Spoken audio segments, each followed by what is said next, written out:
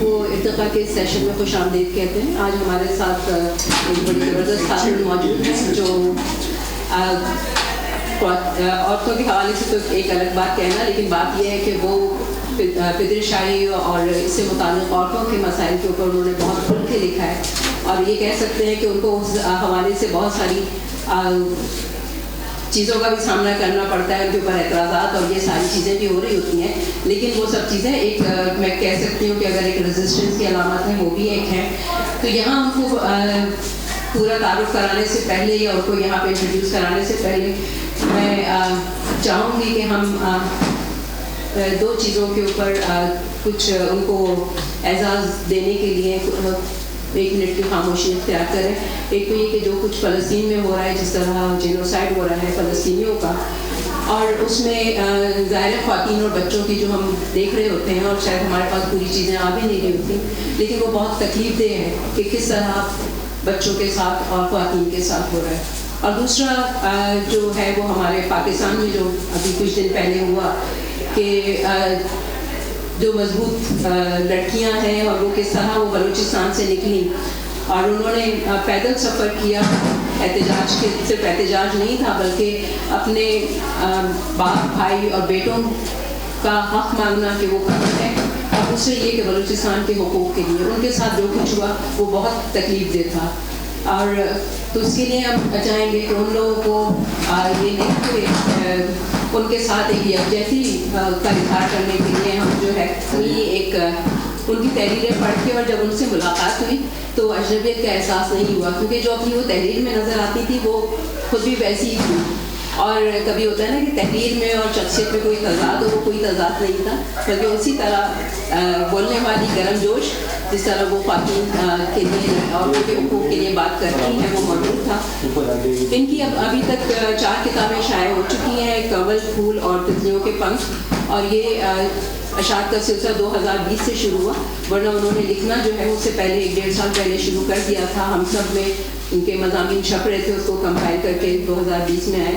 اس کے بعد مجھے فیمنسٹ نہ کہو 2021 میں ان کی کتاب آئی، اور میرا ان سے تعارف جو ہے وہ اس کتاب کے حوالے سے ہوا. جب مجھے یہ کتاب نظر آئی تو پھر میں نے پڑھنے کے لیے لی، اس وقت پہلی کتاب سے اتنا معلوم نہیں تھا. پھر گائنی فیمنزم جو ہے، گائنی فیمنزم زندگی سے ڈرتی ہو 2022 میں آئی. عورت جو خواب دیکھتی ہے 2023 میں آئی. تو یہ ایک سال کے بعد ان کی کتابیں آ رہی ہیں، اور 2024 میں پھر ایک ان کی کتاب جو ہے وہ اشعار کے مرحلے میں ہے، جس میں انہوں نے W=V دیا ہے، اور یہ ہے ویمن اینڈ ویجائنا.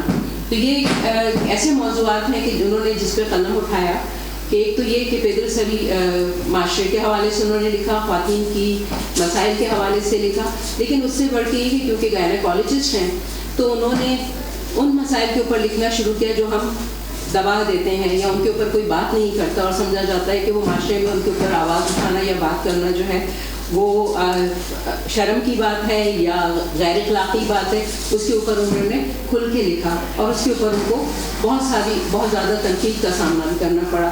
وہ اپنی گفتگو میں بتائیں گی کہ کن کن اس سے وہ گزری. لیکن یہاں مجھے ایک ان کی کسی اس پہ انہوں نے لکھا تھا ان کے اوپر، ہمارے جو مشہور لکھاری ہیں وہ مزاح میں یا اس میں جو ہے خواتین کو بناتے ہیں اپنا ٹارگیٹ. اس پہ جب انہوں نے تنقید کی تو ایک صاحب کا تبصرہ یہ تھا کہ یہ ادب اور یہ چیز آپ کا فیلڈ نہیں ہے، آپ کی فیلڈ جو ہے وہ گائنی ہے، آپ اس کے اوپر کام کریں، ان چیزوں میں کیوں پڑھتی ہیں، آپ کو ادب کا اتنا اندازہ نہیں ہے. تو ایک تو یہ تبصرہ ہی نامناسب تھا. دوسری بات یہ ہے کہ جب وہ گائنی پہ لکھتی ہیں تو بھی ان کو اندازہ رکھتے ہیں، تو پھر ان کو وہ تو لکھنے دو، پھر اس حوالے سے تو بات کرنے دو. تو وہ بھی برداشت نہیں ہے کہ آپ کس طرح. اور یہ بہت اہم بات ہے کہ بہت ساری چیزیں جن کا اندازہ نہیں ہوتا تھا کہ خواتین کن مسائل سے گزر رہی ہوتی ہیں، وہ شاید ہم جیسے لوگ بھی ان کی، آپ ڈاکٹر طاہرہ کی تحریریں پڑھ کے ان سے واقف ہوئے، اور جو بھی کوئی ایسے واقعات ہوتے ہیں ان کے اوپر ان کی فوراً جو تحریر آتی ہے وہ بہت اہم ہے کہ وہ فوراً اس کے اوپر ڈالتی ہیں کہ کس طرح اذیت. کچھ تحریریں بلکہ کافی ایسی ہیں کہ جس طرح ریپ کے کیسز ہوئے، ایک بچی اور اس کی ماں کا جس طرح ہوا، وہ پڑھ کے واقعی میں یہ تھا کہ اس تکلیف اور کرب کو ایک تو یہ کہ جو رائٹر ہے وہ کس طرح اس تکلیف کو محسوس کر رہا ہے اور کس طرح اپنے قاری تک پہنچا رہا ہے، وہ بہت اہم تھا کہ اس جو پڑھنے والا ہے، میں اپنی ہی بات کروں گی کہ اس کو پڑھ کے جو جس تکلیف سے میں گزری اور احساس ہوا کہ یہ کتنا ہم صرف ایک خبر کے طور پہ چیزیں پڑھ لیتے ہیں لیکن ہمیں اندازہ نہیں ہوتا کہ وہ کتنی دردناک حقیقتیں ہیں، اس کرب کو لفظوں میں پرونا، اس کرب کو دوسرے تک پہنچانا، یہ ڈاکٹر طاہرہ کا بھی بہت اہم کام ہے۔ وہ عکس جو ایک NGO ہے اس کے بھی جو فیس بک ہے اس پہ وہ سوالوں کے جواب دیتی ہیں خواتین کے جو آ رہے ہوتے ہیں، اور انہوں نے ایک جگہ لکھا بھی تھا کہ عورت کی بحیثیت انسان عزت کرنے کا خیال نہیں پھیلایا جاتا، یہ ایک اہم چیز ہے۔ اور اگر ان کی تحریر کے حوالے سے انہوں نے مجھے فیمنسٹ نہ کہو میں انہوں نے ایک جگہ لکھی ہیں کہ ہم مقروض ہیں ان گنت بچیوں، لڑکیوں، عورتوں کے جن کی خاموش آہوں کو ہم ایک زمانے سے سن رہے ہیں، جن کی آواز نکلنے سے پہلے ان کا گلا گھونٹ دیا جاتا ہے۔ اس کے بعد تسلسل میں اور بھی انہوں نے چیزیں کہی ہیں، لیکن یہ لگتا ہے کہ یہ شاید کچھ چیزیں محرک بنی جس طرح انہوں نے سماج کو دیکھا، ہم بھی دیکھتے ہوئے گزر جاتے ہیں، لیکن کچھ بہت حساس لوگ ہوتے ہیں جو اس چیز کو اس طرح لوگوں تک منتقل کرتے ہیں۔ آخر میں یہ کہوں گی کہ گائنی فیمنزم کی جو اصطلاح ہے وہ بھی ان کی کوائن کردہ ہے کہ انہوں نے اس کو کوائن کیا اور اس میں اس کا حق بھی ادا کیا کہ انہوں نے گائنی فیمنزم کے حوالے سے بات کی۔ تو میں دعوت دیتی ہوں ڈاکٹر طاہرہ کو کہ انہوں نے ظاہر کچھ دن کے لیے آئی ہیں لیکن اس میں انہوں نے وقت نکالا اور ارتقاء میں آئیں، اور ہم چاہیں گے کہ ایک ایسا رکھیں پیٹرن کہ اگر آپ کے سوالات بھی ہیں وہ بھی، لیکن آپ کا یہ سفر کیسے شروع ہوا، کس طرح ہوا، تو آپ سے چاہیں گے۔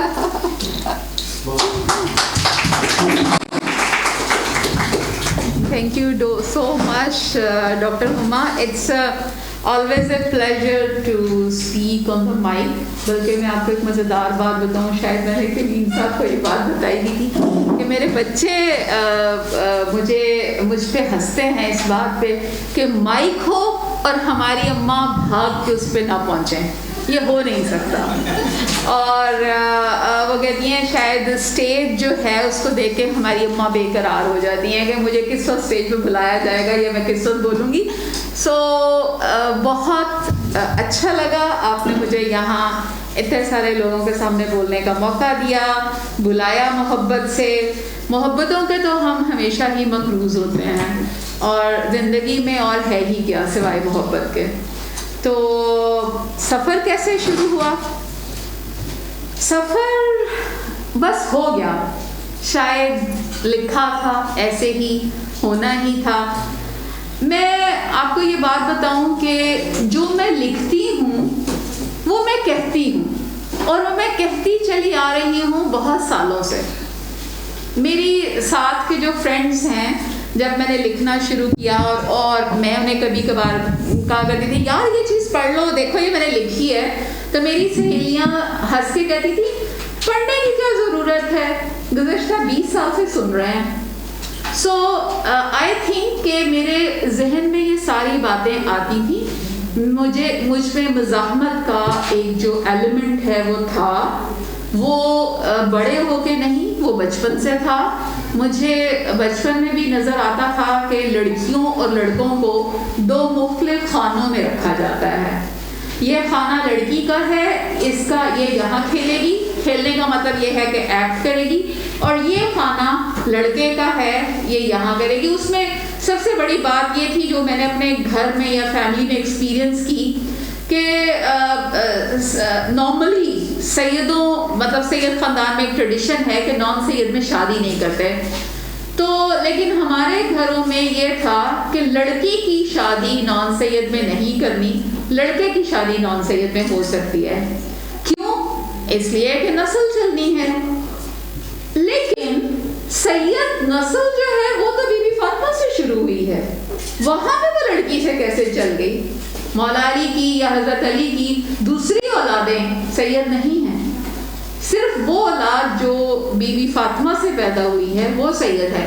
تو میں یہ اس طرح کے سوال اپنے گھر میں اپنے ماں باپ کے سامنے اٹھایا کرتی تھی کہ یہ کیا بات ہوئی، اچھا لڑکی سنیما دیکھنے کیوں نہیں جا سکتی، لڑکا کیوں جائے گا؟ بھئی وہ تو لڑکا ہے، کیوں؟ لڑکے میں ایسی کیا اسپیشل بات ہے جو میرے میں نہیں ہے؟ سو آج بھی، بلکہ میں آپ کو ایک مزیدار بات بتاؤں کہ میں حیدرآباد سے ابھی آئی ہوں. ایک شاعر، بڑے مشہور شاعر جو کہ مشاعرہ پڑھنے ہی گئے ہوئے تھے، تو وہ میرے ساتھ تھے اور انہوں نے مجھے اپنا ایک شعر سنایا. میں بھی تنویر کو سنا رہی تھی، جس کا ترجمہ یہ تھا کہ لڑکیوں اپنی رداؤں کی حفاظت کرو کہ ہمارے جداد کا شملہ یا شملے کی عزت جو ہے وہ ان ردا میں ہے. تو میں اس کو سن کے میں نے کہا کہ یعنی کہ اتنا فریجائل سا شملہ ہے کہ اس کو اتنا وہ نازک سا شملہ ہے کہ اس کی حفاظت لڑکی کی چادر پہ ڈال دی گئی ہے. یعنی کدھر ہے آپ کی مردانگی؟ کہ آپ مردانگی بھی گو کہ ایک کنٹروورشل ورڈ ہے، لیکن جسٹ ٹو آسک یو کہ آپ اپنی ساری چیز کا بوجھ گھر کی عورت پہ کیسے رکھ دیتے ہیں. تو خیر میں نے ان کو خوب اس میں بحث میں انوالو کیا. تو اترتے وقت وہ کہنے لگے مجھے یقین ہو گیا کہ آپ ایک سرکھری عورت ہیں. میں نے کہا جی تھینکس فار دا کمپلیمنٹ، لیکن میرے لیے یہ نیا نہیں ہے. اس طرح کے لفظ میں بچپن سے سنتی چلی آ رہی ہوں. میرے گھر والے تو نہیں، لیکن میرے جو خاندان والے ہیں وہ میری امی کو کبھی کبھار بڑی حیرت سے پوچھا کرتے تھے، نہیں عظمت ہے تیری کڑی بڑی کپتی ہے، اے بسے گی کس طرح؟ اگر آپ کو پنجابی سمجھ نہیں آتی تو میں اس کا کہ یہ جو لڑکی ہے یہ بڑی گستاخ یا سرکھری ہے، تو یہ اگلے گھر میں جا کے بسے گی کیسے؟ تو اس وقت امی بیچاری، تو میری ماں بہت پولائٹ تھی، تو وہ تو بیچاری ایسے اس سے سر ہلا دیتی تھی. تو میں کہتی تھی نہیں بسی تے پھر کی ہویا، اسی کدھر ہور بس جاواں گے. سو دیر واز اے کیڑا تھا. میری خوش قسمتی کہ اس کیڑے کو میرے ماں باپ نے اس کیڑے کو مارا نہیں، اس کیڑے کو جبرن ختم نہیں کیا، میری ذات کو جبرن ختم نہیں کیا. لیکن میں نے اس پہ بھی ایک بات اپنے بلاگز میں لکھی تھی کہ اگر میرے ابا نے میرے ساتھ جبر کیا ہوتا یا مجھے کسی بات سے روکا ہوتا تو میں گھر سے بھاگ گئی ہوتی. So I see the both sides of the picture کہ مزاحمت تھی لیکن اسے پنپنے کا موقع بھی دیا گیا. گو کہ اس میں یہ نہیں ہے میں نے اس کی پوری کاسٹ پے کی ہے، کیونکہ اماں ابا تو جیسے بھی ہوں آپ ایک سوسائٹی کے بیچ میں ہوتے ہیں، اور آپ جس سوسائٹی کے بیچ میں ایک عورت یا ایک لڑکی یا ایک بچی، ظاہر ہے میں کبھی بچی بھی تھی، وہ کہتے ہیں نا بہو کبھی ساس کبھی بہو بھی تھی، تو میں کبھی بچی بھی تھی. تو میں نے بہت باتیں سنی ہیں، میں نے بہت پتھر کھائے ہیں، ایسی باتیں کر کے جو نارملی لڑکیوں کے منہ سے ہضم نہیں ہوتی. تو میں نے اس کی کاسٹ پے کی ہے. یہ بیک گراؤنڈ میں بتا رہی ہوں کہ یہ سفر کیسے شروع ہوا. تو یہ سب کچھ تھا لیکن it was not formalised into the writing.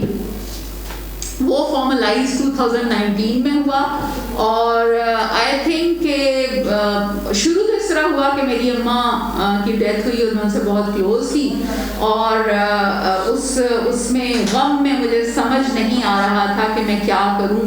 تو جس شام انہیں دفن کر کے آئے تو اس رات میں نے اپنا پہلا بلاگ لکھا. میں نے اپنی ماں کو قطرہ قطرہ پگھلتے دیکھا. تو میرا خیال یہ ہے کہ یہ میری ماں کا جاتے جاتے مجھے آخری تحفہ تھا جو وہ مجھے دے گئی.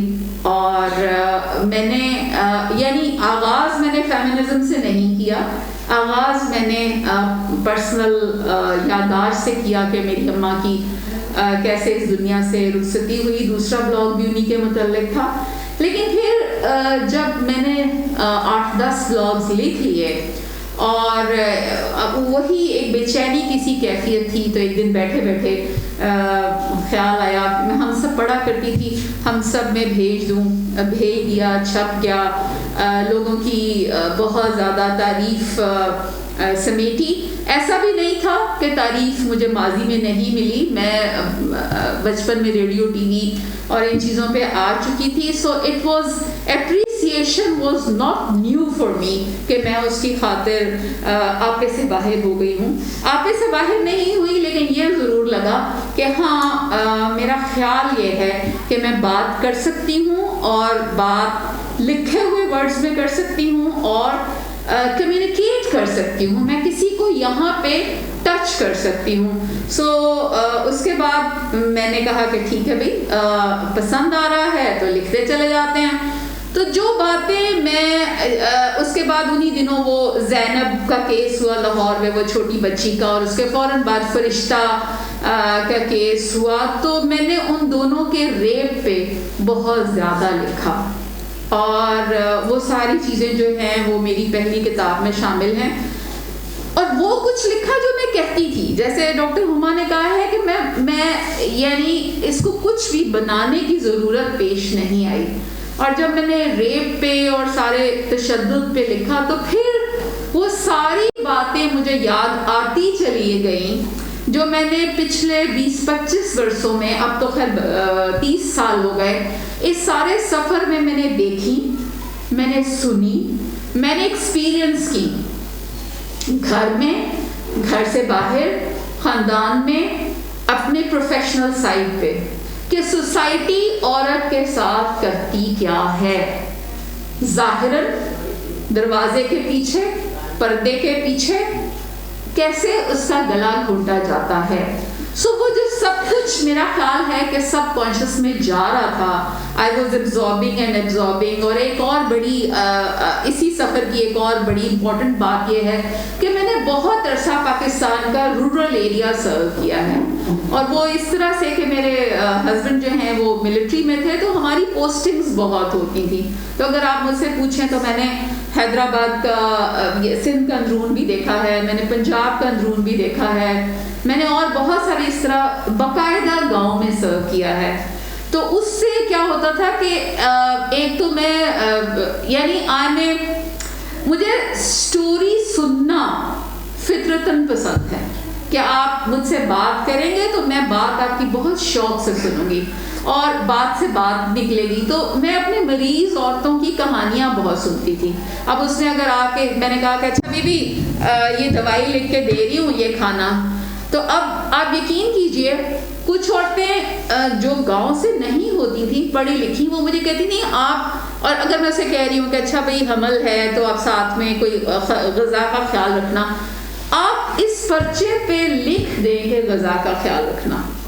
کیوں بھائی لکھ کے کیوں دوں, کہ جی میری ساس کھانے نہیں دیتی. اب اس میں لوگ بہت کہیں گے کہ عورت ہی عورت کی دشمن ہوتی ہے, لیکن میں اس آئیڈیالوجی کے سخت وہ اس کو مطلب میں اس کی تشریح کرتی ہوں کہ کیوں خلاف ہوتی ہے, کہ وہ عورت جو ساس ہے اس کے ساتھ یہ سب کچھ ماضی میں ہو چکا ہوتا ہے. اب وہ ایک عورت نہیں ہوتی, اب وہ ایک مسخ شدہ شخصیت ہوتی ہے, اور وہ سب کانشیسلی جو آپ نے اس کے اندر فیڈ کیا ہے وہ باہر نکلتا ہے. تو میں لکھ کے دیتی کہ جی اس حاملہ کو انڈا دیا جائے, دودھ دیا جائے, پھل فروٹ دیا جائے. اسی طرح ابھی پچھلے دنوں مجھے کراچی سے ایک بچی نے میسج بھیجا کہ اس کی ساس جو ہے وہ فریج کو تالا لگا کے رکھتی ہے. کراچی شہر میں شادی ہوئی ہے, یہ میں گاؤں کی بات نہیں کر رہی, اور صبح ناشتے میں وہ اپنے بیٹے کو پراٹھا بنا کے دیتی ہے اور مجھے چائے کے ساتھ 2 پاپے دیتی ہے. So these are the domestic elements, domestic type of the domestic abuse, جو کہ کس کے تھرو ہوتا ہے, ہوتا ایک عورت کے تھرو ہے, عورت کے واسطے سے ہوتا ہے, لیکن کیسے کہ وہ عورت اپنے زمانے میں اسی طرح افیکٹڈ ہے. سو سٹوریز اتنی زیادہ تھیں اور سب کانشیس میں اتنا کچھ جمع تھا کہ اس کے بعد میں نے کہا کہ ٹھیک ہے بھائی, اب اس میں پڑے ہیں تو چلیں, ہو سکتا مطلب مجھے اچھا لگتا تھا کہ میں عورتوں کے حوالے سے بات کروں. اچھا پھر اس سے ڈاکٹر ہما ایک نیا ایلیمنٹ یہ آیا کہ اب تو شاید میرا خیال ہے 5 سال ہونے والے ہیں, سو لوگوں کو بہت عادت ہو گئی, لیکن اس زمانے میں یہ ہوا کہ ایک عورت اتنی زیادہ باتیں لکھ رہی ہے اور اتنی اوپن لکھ رہی ہے, تو چلو ذرا اس کو 2-4 گالیاں دیں. اب گالیوں کا یہ تھا کہ ایسی گالیاں فیس بک پہ لکھی گئیں, ہم سب پہ لکھی گئیں, جس میں کنجری, گشتی, فاحشہ, بے حیا, پتہ نہیں کیا کیا, اور تمہارا ابا تو اپنی نسبندی کروا لیتا تو اچھا تھا, اور اس طرح کی چیزیں. اب یہاں بھی ایک پرابلم ہے میرے ساتھ ایک پرابلم ہے کہ آپ آ کے اگر مجھے پولائٹلی یا کہیں کہ آئے ہم بات کریں تو میں آپ کے ساتھ ڈائلاگ ضرور کروں گی, لیکن اگر آپ ہاتھ میں ڈنڈا اٹھا کے آ جائیں تو میں کہوں گی اچھا جی چلو پھر ڈنڈا کٹے آ جاتے اسی بھی پھر ڈنڈا ہم بھی کوئی بات کرتے رہیں گے. You can not stop me by force, by abuse, by thinking کہ ہم ڈاکٹر طاہرہ کو شیم اور بلیم کر کے چپ کروا سکتے ہیں. شیم بلیم سے تو میں ڈرنے والی نہیں ہوں, اس لیے کہ میں ہمیشہ یہ سوچتی ہوں کہ میں اپنی عزت خود کرتی ہوں, مجھے کسی دوسرے سے عزت کروانے کا کوئی شوق نہیں.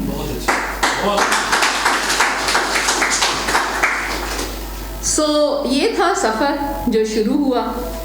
اب اگر آپ کوئی سوال آپ کے ذہن میں آئے تو وہ کرتے چاہیے, ہم تو رکنے والے نہیں ہیں, ہماری تو ٹرین ایک بار چھوٹ گئی تو پھر چھوٹ گئی. مجھے اجازت ہے. جی یہ پیٹر سلی سماج جو ہے جس کے سر پہ سارا تعفن مر دیا گیا ہے, یہ شروع کہاں سے انسانی تاریخ میں پیٹر سلی سماج کہاں سے شروع ہے؟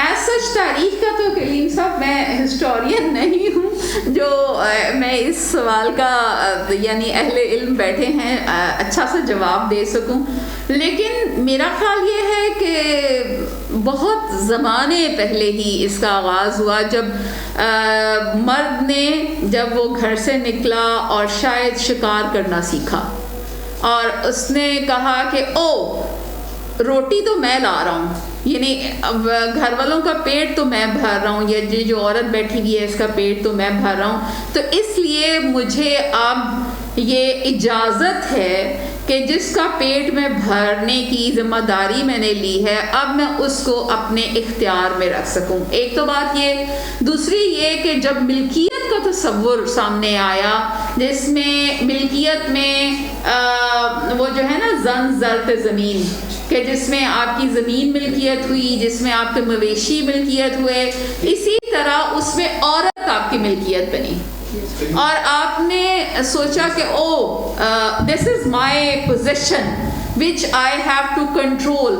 اور جب بھی آپ کنٹرولنگ یا پوزیشن کوئی چیز آتی ہے نا تو آپ اس کو پھر اپنے تصرف میں رکھنا چاہتے ہیں اور پھر آپ یہ برداشت نہیں کرتے کہ وہ جو آپ کا یعنی گھر کا اگر کوئی جانور ہے, اگر بکری, اب آپ کیسے برداشت کریں گے کہ بکری گھر سے نکل جائے اور جہاں مرضی چلی جائے اور شام کو گھر آئے یا نہ آئے؟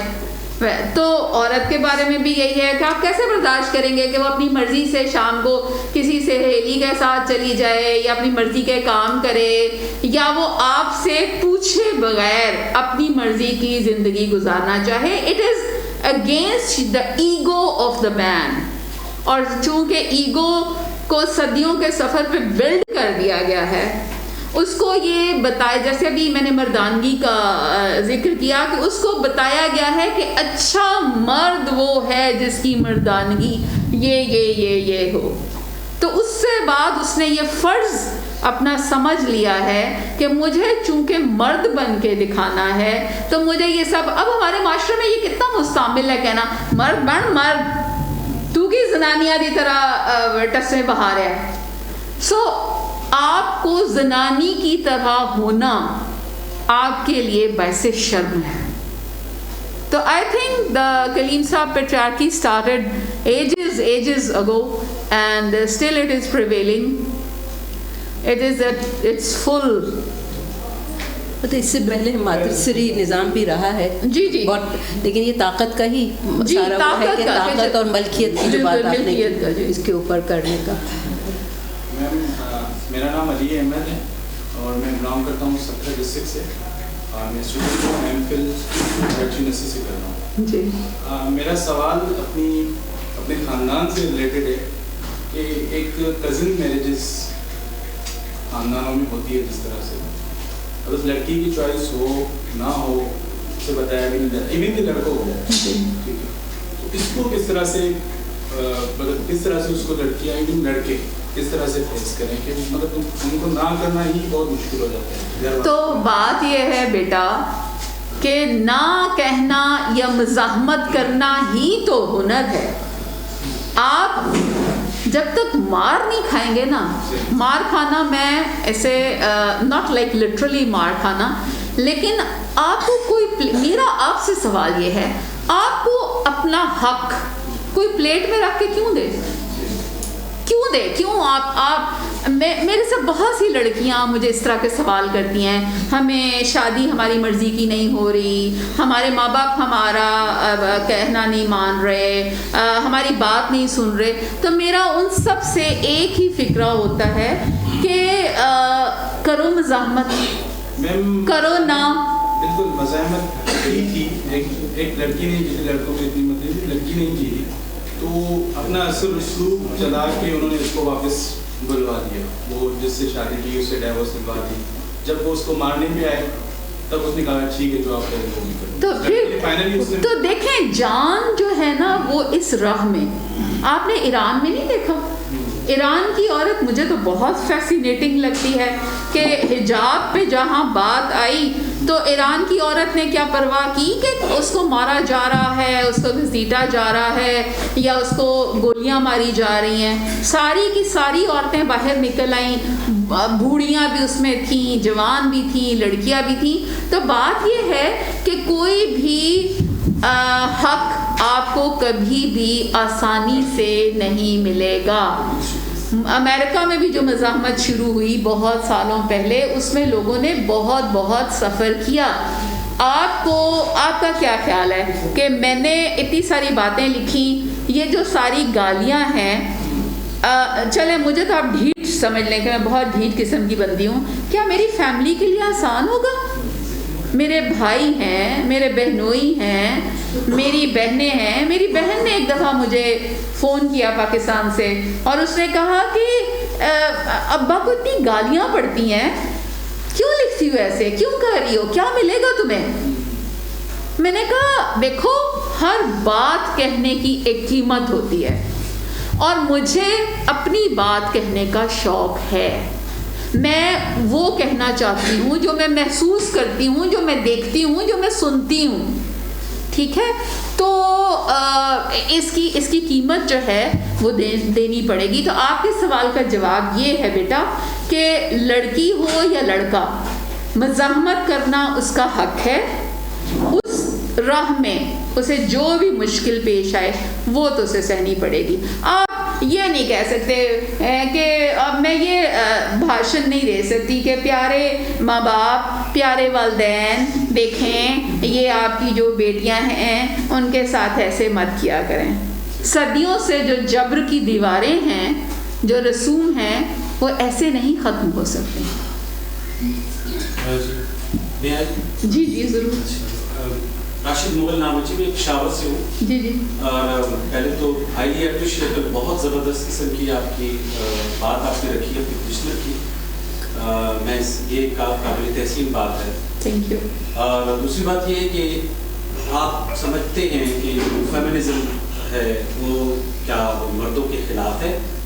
آیا وہ مردوں کے خلاف ہے تو پھر یہ تو ایک الگ سی بحث شروع ہو جاتی ہے. ون سیکنڈلی, فیمنزم جو ہے بنیادی طور پر یا عورت کے متعلق یا عورت کے حق میں بات کرنا کہاں سے بند ہوا؟ کیا یہ ہیونلی تھا یا یہ کوئی مین میڈ پروڈکشن تھی؟ کیا کوئی ایسا اسٹرکچر بنایا گیا, یعنی یہ کنسٹرکٹڈ ہے, سوشلی کنسٹرکٹڈ ہے کہ نہیں؟ یہ کوئی صحیفہ آیا اس طرح سے کہ عورت کو کمزور رکھا جائے, اسے بندی بنا کر رکھا جائے؟ کوئی ایسے ٹولز تھے, پروڈکٹیو ٹولز تھے جن کو پروموٹ نہیں کیا گیا, پسماندہ رکھا گیا, اور ذہنی طور پر عورت کو غلام بنانے کے لیے اس کی ساس کو بھی اسی طرح سے ٹرین کیا گیا. وہ ساس بھی اسی معاشرے میں ٹرین کی, وہ ساس الگ سے نہیں کہ وہ ایک سسٹم میں اس مرد نے اس کو رکھا ہے, نہیں, وہ ایک بہت بڑھیا سسٹم تھا. اس سسٹم کے خیر ایک مدرسری نظام بھی قائم تھا, اس میں ایسا کچھ بھی نہیں تھا, وہ ایک ایگلیٹیرین سوسائٹی تھی. تو آیا یہ بات, یہ فیمنزم کے حق میں جب ہم بات کرتے ہیں تو آیا یہ مرد کے خلاف ہے یا سوشلی کنسٹرکٹڈ ایلیمنٹ اس میں شامل ہے؟ اور وہ کون سے ایسے ٹولز ہیں, ایلیمنٹس ہیں جس کے بارے میں ہمیں جاننے کی ضرورت ہے ہمارے یہاں پہ بیٹھے ہوئے بچے بچیوں کو جاننے کی ضرورت ہے. پلیز آپ کی کمنٹس. جی دیکھیں مجھے یہ جو الزام ہے اس کے جواباً تو یہ مصرع پڑھ دینا چاہیے. ہم پہ الزام تو ایسے بھی ہے ایسے ہی صحیح کہ فیمنسٹ عورتیں جو ہیں وہ مردوں کے انتہائی خلاف ہوتی ہیں, یہ مرد کو برداشت نہیں کر سکتی. It's very much unnatural. آپ ایک مرد کے جو کہ آپ کا آپ جیسا ہی ایک انسان ہے, آپ اس سے نفرت کیسے کر سکتے ہیں؟ اس سوال کا جواب میرے ایک بلاگ میں ہے جو میں نے لکھا تھا. اس بلاگ کا ٹائٹل تھا طاہر بنوں کے طاہرہ, اور اس میں نے یہ لکھا تھا کہ اگر ان کیس ہم فرض کر لیں کہ کوئی ایسا سسٹم بن جائے جس سسٹم میں آپ کی جو جینڈر ہے وہ پیدائش پہ ظاہر نہ ہو, آپ کا جینڈر جو ہے 20 ایئرز پہ ریویل ہو. اب آپ کے پاس ایک بچہ آیا ہے جو کہ انسان ہے اور وہ آپ کا بچہ ہے, تو اس کی جب آپ تربیت کریں گے یا اس کے ساتھ جو بیہیویئر کریں گے, اب آپ کو سمجھ نہیں آئے گا کہ اس کو میں نے گڑیا لے کر دینی ہے یا اس کو میں نے ہاکی لے کر دینی ہے, اس کو میں نے بالائی کھلانی ہے دودھ پہ اتری ہوئی, یا اس کو میں نے بوٹی دینی ہے, یا اس کو میں نے سوکھی روٹی دینی ہے. بلوغت پہ اس کو میں نے چل اندر جا والی وہ دینا ہے, یا اس کو میں نے you are independent go whatever you want to do وہ کرنا ہے. تو جب ایک انسان کو ایسے پالا جائے گا جس کے بیچ میں سے جنڈر نکل جائے گا, میرا خیال یہ ہے کہ ٹرو فیمنزم یہ ہے کہ جنڈر کا سوال ہی نہیں ہے. بہت اچھے. یہ فیمنزم از اے ہیومنزم. میرا کہنا صرف یہ ہے کہ آپ ہمیں ویسا ہی انسان سمجھیں جیسے آپ اپنے آپ کو سمجھتے ہیں. میں ایک دفعہ کلاس لے رہی تھی تو اسی طرح میرے ایک اسٹوڈنٹ نے سوال کیا کہ مجھے نہیں سمجھ آتی یہ فیمنسٹ عورتوں کی باتیں اچھی خاصی رہتی ہیں, کھاتی پیتی ہیں, پتہ نہیں انہیں کیا چاہیے. میں نے کہا بیٹا تو مجھے یہ بتاؤ کہ تم جب گھر سے نکلتے ہو تو کیا تمہیں اس بات کی ضرورت پیش آتی ہے کہ تم اجازت لے کر نکلو؟ نہیں. میں نے کہا تم کوئی بھی اپنا پلان بنانا چاہو دوستوں کے ساتھ مل کے, تو کیا تمہارے ذہن میں یہ ہوتا ہے کہ میں اپنے ماں باپ سے پیشگی اجازت لوں, اور اس بات کا احتمال ہوتا ہے کہ نہ ہو سکتی ہے؟ نہیں. اسی طرح کہ میں نے 2-4 اور سوال کیے تو میں نے کہا کہ اب اس جگہ پہ ایک لڑکی کو رکھ کے سوچ لو, چاہے وہ لڑکی تمہاری بہن ہی کیوں نہ ہو, کہ لڑکی کو یہ سارا کچھ کرنے کے لیے اس کے دماغ میں پہلے سے یہ بات ہوتی ہے کہ مجھے اجازت لینی ہے. تو یہ جو اجازت والا تصور ہے نا کہ مجھے یہ کرنے سے پہلے پوچھنا ہے, وہ آپ ایک انسان ہونے کے ناطے اس کی پرسنالٹی کو ڈیفارم کرتا ہے. وہ اپنے آپ کو ایک دائرے میں مقید محسوس کرتی ہے. آپ نے اس کے لیے ایک دائرہ بنا دیا ہے جس دائرے میں اس کے اندر رہ کے اس نے پلے کرنا ہے. اور میں ایک تشریح بہت دیا کرتی ہوں, مطلب مجھے پسند ہے کہ اس دائرے کے اندر رہ کے بھی اسے مداری کی ڈگڈگی پہ عمل کرنا ہے. ڈگڈگی بجے گی تو وہ ایسے کرے گی, ڈگڈگی رکے گی تو وہ ایسے کرے گی, اور اگر کہنا نہیں مانے گی تو چھڑی کی چمک ہوگی.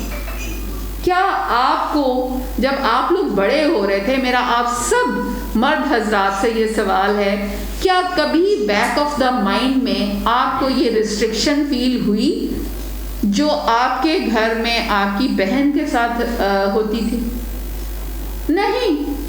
سو اس کا مطلب یہ ہے کہ ہم ایک سپیس دیتے ہیں لڑکے کو یا مرد کو, ہم وہ سپیس لڑکی سے لیتے ہیں, اور اس لیے فیمنزم صرف یہ بات کرتا ہے, کم از کم میرا فیمنزم, کہ اس لڑکی یا اس عورت کو بھی اتنی ہی سپیس دو. طلاق دینے پہ مرد کو برا اتنا نہیں سمجھا جاتا, طلاق دینے پہ اس کی دوسری شادی بری نہیں سمجھی جاتی. عورت کے لیے طلاق لینا کتنا آسان ہے, دوسری شادی کرنا کتنا آسان ہے. اپنے معاشرے کی یہ روایات دیکھ لیجئے. تو so basically feminism is not against men, it is آپ کی زندگی کا ساتھی جو ہے وہ اگر ایسا ہو کہ آپ کا ہاتھ پکڑ کے دبوچ کے اسے اپنے ساتھ کھینچنے کی بجائے آپ کو کہے کہ دل جیسا جی چاہے میرے ساتھ چلو، جی نہیں چاہتا تو فاصلے پہ چلو، جی چاہتا ہے تو باہوں میں باہیں ڈال کے چلو، جی چاہتا ہے تو 4 قدم آگے چلو، جی چاہتا ہے تو 5 قدم پیچھے چلو، تو پھر دیکھیے گا زندگی کا ساتھی ہوگا کیسا. وہ ہوگی زندگی اس عورت کی بطن سے جو پیدا ہوگا وہ ہوگا اصل انسان، وہ غلام نہیں ہوگا.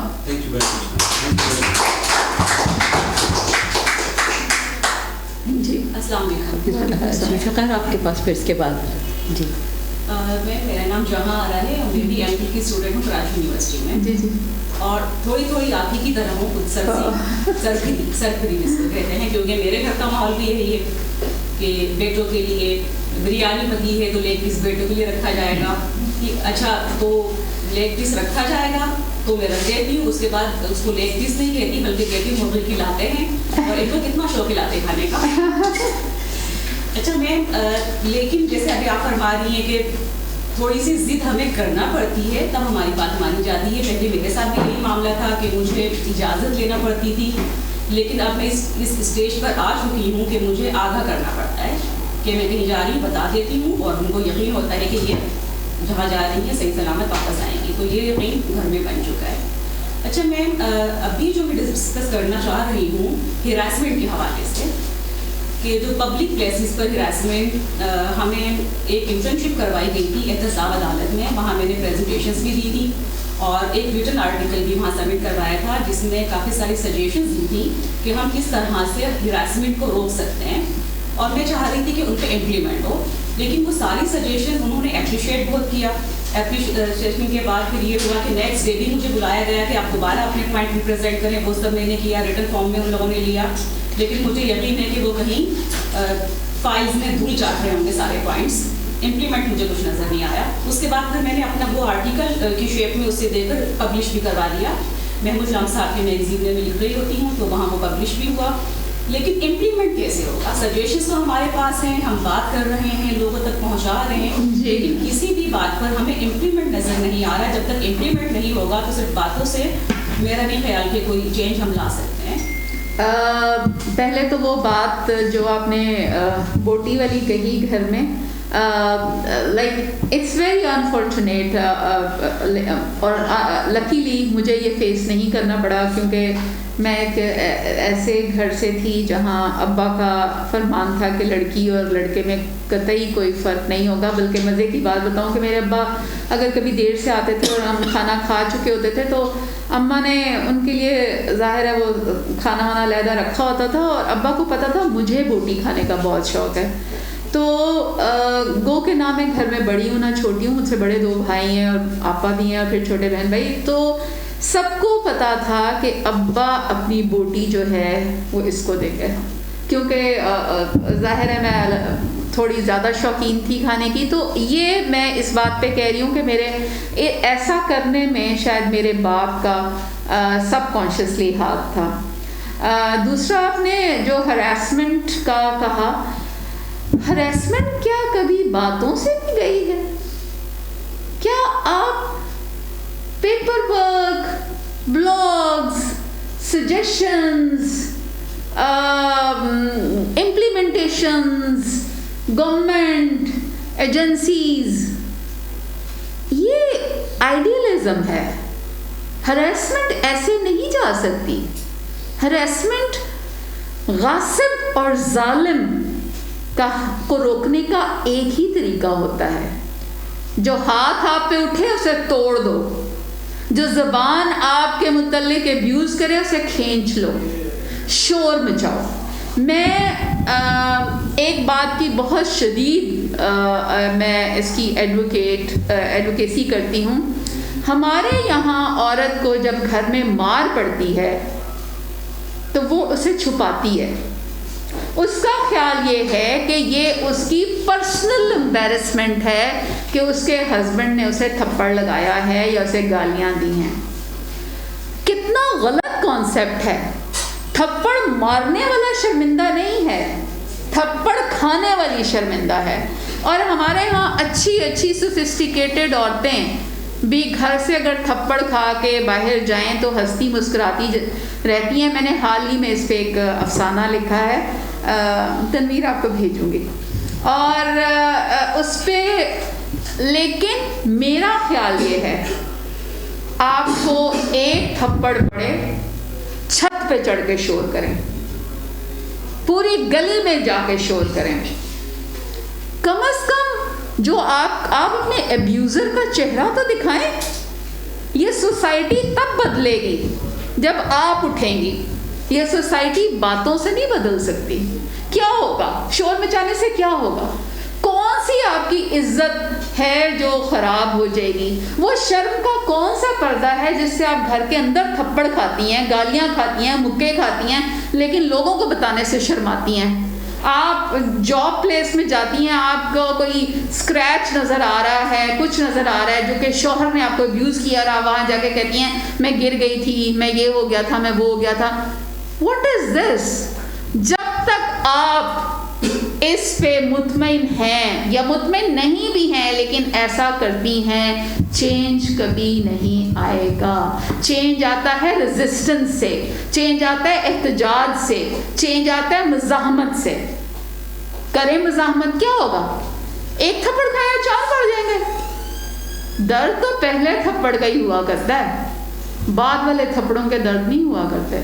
اور اس راستے میں اپنی عزت اور اپنی ایگو کے لیے اگر آپ کو یعنی میں آپ کو چھوٹی سی بات بتاتی ہوں. میری امی جو ہیں وہ صرف 5 کلاس پاس تھیں، لیکن ان کی ایگو بہت تھی، بہت زبردست ایگو. کہ ویسے تو میرے ماں باپ کی کبھی لڑائی میں نے کرتے ہوئے انہیں نہیں دیکھا، لیکن اگر کبھی آپس میں کوئی بات ہوئی اور تو وہ بہت یعنی سب کو بتاتی تھیں کہ میں نے یہ بات مائنڈ کی ہے.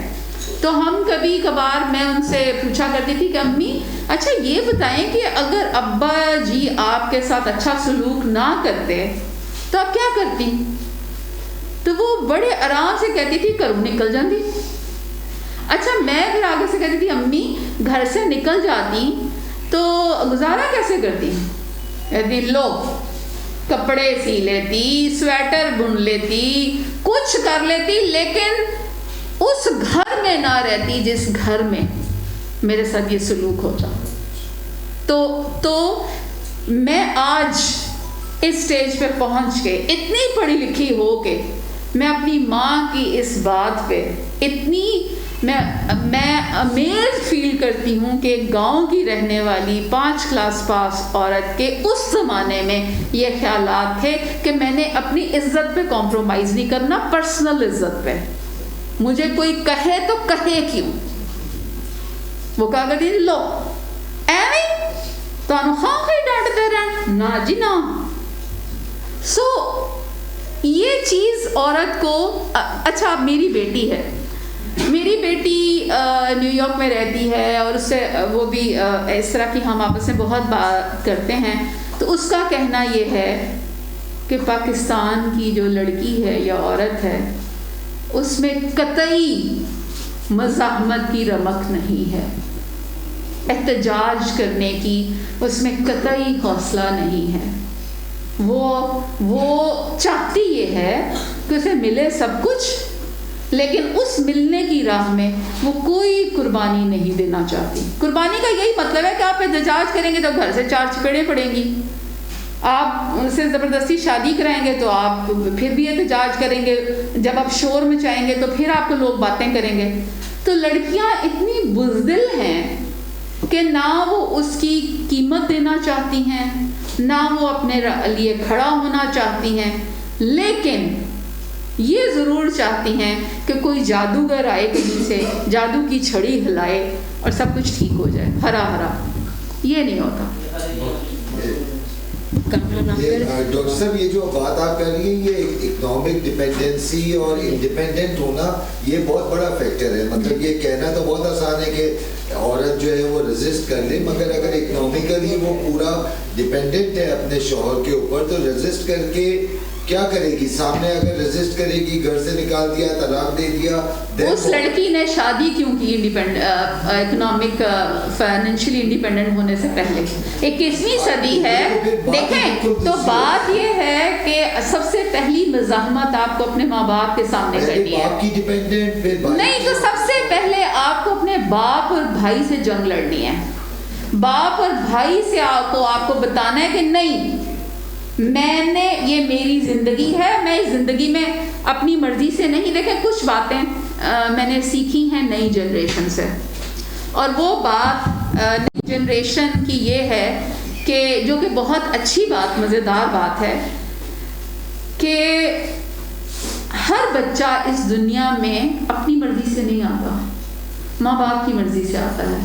میرا خیال یہ ہے کہ وہ وقت آ گیا ہے جب آپ اپنے ماں باپ کی آنکھ میں آنکھ ڈال کے پوچھیں، میں تو نہیں آ رہی تھی اس دنیا میں، آپ لائے ہو مجھے، تو آپ ہو ذمہ دار، میری زندگی کو بنانے کے ذمہ دار آپ ہو، مجھ پہ احسان نہ کریں، تینوں پالیا، تینوں اے کیتا، لائے تو آپ ہو مجھے اپنی پلیجر میں، پلیجر کہہ لیں، اپنی وہ مردانگی ثابت کرنے کے لیے یا اپنی نسائیت ثابت کرنے کے لیے کہ ہائے پتہ چلے ہم میں ریپروڈکٹیو کمال پورا ہے. اپنا ریپروڈکٹیو کمال پورا کرتے کرتے آپ جو ایک نئی زندگی دنیا میں لاتے ہیں، پھر جب آپ اس کو حق نہ دیں تو اس نئی زندگی کو کھڑے ہو کے اپنے ماں اور باپ سے یہ پوچھنے کا حق پورا ہے کہ یہ زندگی میں ویسے گزاروں گی جیسے میں چاہتی ہوں، اور مجھے پڑھا لکھا کے یا مجھے انڈیپینڈنٹ بنوا کے آپ کوئی احسان نہیں کریں گے، کیونکہ میں نے آنے کے لیے آپ کو چٹھی نہیں لکھی تھی. اگر یہ باتیں میں سوچ سکتی ہوں، نئی جنریشن سوچ سکتی ہے، کیونکہ یہ باتیں میں نے نئی جنریشن کے ساتھ ڈسکس کی ہیں، تو یہ جو بچیاں میرے سامنے بیٹھی ہوئی ہیں، یہ ماں باپ کے آگے زبان کیوں نہیں کھول سکتی؟ کھولتی ہوں گی definitely. I am just for example I am saying, ٹھیک ہے، کہ آپ احتجاج اپنے گھر سے کیوں نہیں شروع کر سکتے؟ میں آپ کو یعنی میرا بچپن جو ہے، لائک مجھے اپنی ایج بتاتے ہوئے کبھی بھی تعامل نہیں ہوتا. I am 58 years old. تو میرا بچپن جو ہے وہ 70s کا جو زمانہ ہے وہ پورا میرا اس طرح سے بچپن ہے کہ 5-6 سال، اور اس زمانے میں نے ایک مڈل کلاس فیملی سے تعلق ہونے کے باوجود یہ سارا ریزسٹنس اپنے بچپن میں کر کے دکھایا. مجھے فلمیں دیکھنے کا بہت شوق تھا، اور ہمارے گھر میں کچھ ایسا تھا کہ گو کہ میرے ابا واز ویری لبرل، بٹ اتنا کوئی انڈین فلموں کا اتنا وہ نہیں تھا جس میں VCR لگا کے وہ جو 4 فلمیں دیکھا کرتے تھے. لیکن ہمارے محلے کے کچھ گھر ایسے تھے جن میں وہ VCR آتا تھا اور ساری فلمیں جو دیکھی جاتی تھیں. اب مجھ سے بڑے بہن بھائی بھی تھے، تو اس میں لڑکے تو عموماً چلے جاتے تھے کیونکہ پورے محلے کے لڑکے بیٹھے ہوتے تھے. میں نے ان VCR کی محفلوں میں اس وقت جانا شروع کیا، اور میرے بڑے بھائیوں نے بہت سخت مائنڈ کیا، اور انہوں نے آ کے ابا کو کہا ابا وہ دیکھیں سارے لڑکے وہاں جمع ہوتے ہیں اور وہاں یہ فلمیں دیکھ رہی ہوتی ہے، یارانہ مستانہ، سلسلہ، فلانا، شولے، یہ وہ. اور میں نے اس وقت اٹھ کے اپنے بڑے بھائی سے پوچھا تو کیوں لڑکے دیکھ سکتے ہیں فلم تو میں کیوں نہیں دیکھ سکتی؟ میرے میں اور ان میں کیا فرق ہے؟ Why I am not allowed? ٹھیک ہے، تو آپ کو جو یہ ریزسٹنس ہے نا، یہ آپ نے اپنے گھر سے شروع کرنا ہے. اس کے بعد ایک وقت میں اپنی مثالیں اس لیے دے رہی ہوں، اٹس ناٹ کہ میں کوئی بڑی آپ کو یہ پورٹرے کرنا چاہ رہی ہوں کہ میں کوئی کھنے خان ہوں، نہیں، میں یہ دکھانا چاہ رہی ہوں کہ ایک مڈل کلاس فیملی کی لڑکی اگر اس وقت اپنے لیے یہ راستہ ڈھونڈ کے اس پہ چل سکتی ہے 20ویں صدی کی 7ویں دہائی میں، تو آپ تو 21ویں صدی کی دوسری دہائی میں. میرے زمانے میں تو کوئی، میں تو اسمارٹ فون کے زمانے کی ہوں ہی نہیں، آپ تو اسمارٹ فون کے زمانے کے لوگ ہو. جب میں بڑی ہونے لگی تو میرے بڑے بھائی جو ہیں وہ کافی ریلیجس مائنڈیڈ تھے، تو انہوں نے میری بڑی بہن بھی لیا کرتی تھی چادر، تو انہوں نے گھر میں ایک موو چلائی کہ اب اس کے بھی چادر، یعنی وہ جیسے میں میٹرک یا FSC میں تھی، تو میں نے کہا جی کیا یعنی کس لیے؟ اور میری چادر کا فیصلہ کوئی اور کیوں کرے گا؟ اور یاد رہے کہ یہ میرے بھائی مجھ سے 7 سال بڑے تھے.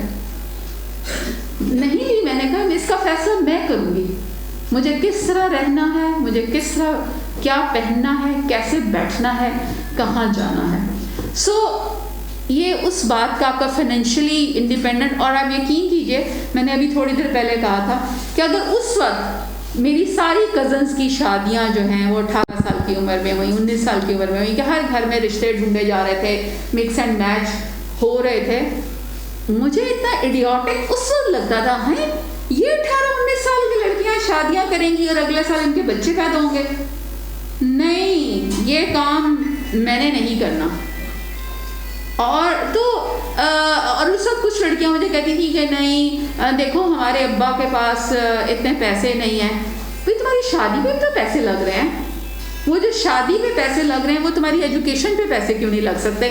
کہ وہ نہیں، وہ کہتے ہیں کہ کل بھی تو جہیز دینا پڑے گا، تو نہ دیں جہیز. جس سے شادی کرنی ہے کرے، نہیں کرنی نہ کرے. اور میں نے اپنی شادی پہ جہیز نہیں لیا تھا. سو I try to live a life totally which I wanted to. گو کہ اس میں ظاہر ہے بہت سخت مقام آتے ہیں، لیکن so what? I'm happy. I'm very satisfied and happy. عالمگیر آپ کرنا چاہ رہے ہیں سوال؟ السلام علیکم میم، میرا نام صلاحدین ہے اور گریجویٹ اسمبلی کا اسٹوڈنٹ ہوں. بیسیکلی ودی پاکستان سے بلونگ کرتا ہوں. جیسے آپ نے کہا کہ ہمیں مردوں سے یا دوسرے جینڈر سے کوئی نفرت نہیں ہے، ہمیشہ نہیں ہوگا، لیکن مقابلہ تو میرے خیال میں ہے. اگر نہیں ہے تو پھر کس بیس پہ آپ لوگ ڈیمانڈ کر رہے ہوتے ہیں کہ اس کو آزادی ہے تو مجھے کیوں نہیں؟ انسان ہونے کے ناطے بیٹا کلیئر کر رہا ہوں. اور دوسرا آپ نے کہا تھا کہ فیمینزم از فیمینزم، تو میں اس کے لیے ایک بیس ہے کہ آپ جب فیمینزم کی بات کرتے ہیں تو ICC کرکٹ میں ایک لفظ کو چینج کرنا پڑا. بیٹسمین کہا جاتا تھا جو بلا بازی کرنا جانتا ہے، اس کو چینج کر کے بیٹر رکھا گیا کیونکہ وہاں پہ لفظ آ رہا تھا مین، وومن نہیں آ رہا تھا. دین سیکنڈ تھنگ یہ ہے جب بھی بات ہوتی ہے تو وومن رائٹ کی بات ہوتی ہے، وہاں پہ ہیومن رائٹ کی بات کیوں نہیں ہوتی ہے؟ جب وومن کی رائٹ کی جب بات کرتے ہو تو یا تو آپ انسان کی لیمٹس کو اوپر رکھتے یا پھر بلو رکھ کے بات کر رہے ہیں، کیونکہ وہاں پہ ہیومن رائٹ کی بات آ رہی ہے. ہیومن رائٹ وہاں پہ کہاں چلا گیا؟ وہ کچھ کہیں پہ ذکر نہیں ہوتا. دین سیکنڈ تھنگ یہاں پہ آپ ایک سوال کریں، باری باری کرتے جائیں تاکہ میں بھول نہ جاؤں کہ آپ نے پہلی بات آپ نے کہا کہ آپ مقابلہ کیوں کرتے ہو. نہیں، میں کسی سے مقابلہ نہیں کر رہی، میرا کسی سے مقابلہ نہیں ہے. میں ہمیشہ ایک بات کہتی ہوں، میں اپنی ماں کے پیٹ سے اکیلی پیدا ہوئی تھی، میں نے اپنی قبر میں اکیلے جانا ہے، یہ زندگی میں نے اپنے بل پہ گزارنی ہے. لیکن اگر آپ یہ چاہیں کہ میں وہ زندگی گزاروں جو آپ متعین کریں، وہ میں نہیں گزاروں گی. میں نے ایک بلاگ لکھا تھا اللہ میاں کے نام ایک خط، اور وہ اس طرح لکھا تھا کہ میری ایک صاحب سے بحث ہو گئی جن سے بڑا قریبی رشتہ تھا، اور انہوں نے میرا ہر بلاگ بائی دا وے کسی نہ کسی واقعے، حقیقی واقعے پہ ہوتا ہے، تو انہوں نے مجھے کہا کہ تمہیں پتہ ہے تم اپنے خاندان کے مردوں کے لیے کتنا بڑا امتحان بن چکی ہو. میں نے کہا ہے میں کہاں سے امتحان؟ تمہارا حساب کتاب تمہارے گھر کے مردوں سے لیا جائے گا روز قیامت، اور یہ جواب دہ ہوں گے کہ اینو ایڈا بے قابو کیوں چھڑ دیتا. میں تھوڑی دیر میں نے سوچا اور پھر میں نے کہا ٹھیک ہے، اس کا جواب میں آپ کو لکھ کے دوں گی. اور اس کے بعد میں نے وہ اپنا بلاگ لکھا اللہ میاں کے نام ایک خط، جس سے میں نے کہا کہ اے خدا، تو جو 70 ماؤں سے زیادہ محبت کرنے کا کلیم کرتا ہے، میں تیری تخلیق ہوں، تو جو کہتا ہے کہ حساب کتاب آمنے سامنے ہوگا، تو اے خدا میں تو چاہتی ہوں کہ تو سنے اور میں سناؤں، اپنے منہ سے سناؤں اور اپنی کہوں. یہ میرا حساب کتاب مجھ غریب کا اس کے کاندھے پہ کیوں رکھ دیا؟ یہ کلیم کہاں سے آیا؟ اور اس کے بعد پھر میں نے آگے لکھا کہ میں اپنے حساب کتاب سے اپنے گھر کے مردوں کو بری کرتی ہوں. میں ایک رکا لکھوں گی اور اس رکے کو میرے گھر کا ہر مرد اپنے کفن میں اپنے ساتھ رکھے، جس میں یہ لکھا ہو کہ اس عورت کو کی ڈیمانڈ یہ ہے کہ اس کا حساب کتاب ڈائریکٹ اللہ لے، میں نہیں بیچ میں کسی بھی مرد کو ڈالنے والی۔ تو مقابلہ کس بات کا؟ مقابلہ تو ہے ہی نہیں، بات یہ ہے کہ مجھے وہی سپیس چاہیے جو سپیس ایک مرد کو کسی بھی معاشرے میں حاصل ہے۔ ابھی میں نے اپنے اسٹوڈنٹس کی بات کی تھی، مجھے اجازتوں والی سپیس نہیں چاہیے، مجھے جو سارا سوسائٹی کا برڈن ہے جو میں نے ابھی سنایا تھا کہ لڑکیوں یہ ردائیں تمہاری فلانا شملہ فلانا، مجھے کسی قسم کا بوجھ نہیں لینا، مجھے کسی قسم سے اپنے آپ کی اوبلیگیشن یا کنڈیشننگ جو آپ کی ڈیمانڈ ہے وہ مجھے اپنے آپ سے منسلک نہیں کرنی۔ یہ زندگی مجھے گزارنی ہے، اور میں نے چھڑی کی بنیاد پہ یہ فیصلہ نہیں کرنا کہ میں سیدھی راہ پہ آپ مجھے رکھیں گے۔ سیدھی راہ پہ اگر میں نے رہنا ہے تو میں اپنی مرضی سے رہوں گی، اخلاقیات پہ اگر عمل کرنا ہے تو میں اپنی مرضی سے کروں گی، اس لیے کہ میری بھی اس کھوپڑی میں 1 کلو کا دماغ ہے اور مجھے پتا ہے کہ اخلاقی چیز کیا ہے اور برائی کیا چیز ہے۔ میں نے نہ کسی مرد کو خوش کرنے کے لیے اخلاقیات پہ عمل کرنا ہے اور نہ ہی کسی سسٹم کو، میں اتنی اپنے آپ کو اکاؤنٹیبل خود ہوں۔ یہ ہے فیمنزم کا بیسک مطالبہ، جسے آپ یہ سمجھتے ہیں کہ مقابلہ کس بات کا ہے، رائٹس کون سے لینے ہیں، دشمنی کیا ہے۔ ارے بھائی بنیادی بات سمجھ لو، مجھے وہ چاہیے جو تمہیں حاصل ہے۔ میں آپ جو مقابلہ یا ڈیمانڈ کر رہے ہو ایک مرد کو بیس بنا کے کر رہے ہو نا ڈیمانڈ، اگر معاشرے میں مرد کا وجود نہیں نہ ہوتا تو پھر کس کو آپ میرا خیال ہے یہ مرد اور عورت کی بحث میں نے اتنی زیادہ کر لی ہے، you don't try to understand. آپ کا بیسک خیال یہ ہے کہ مرد اگر نہیں ہوگا تو یہ عورتیں بیچاری مر جائیں گی، مرد نہیں ہوگا تو یہ بیچاری ان کے ساتھ کچھ اور ہو جائے گا۔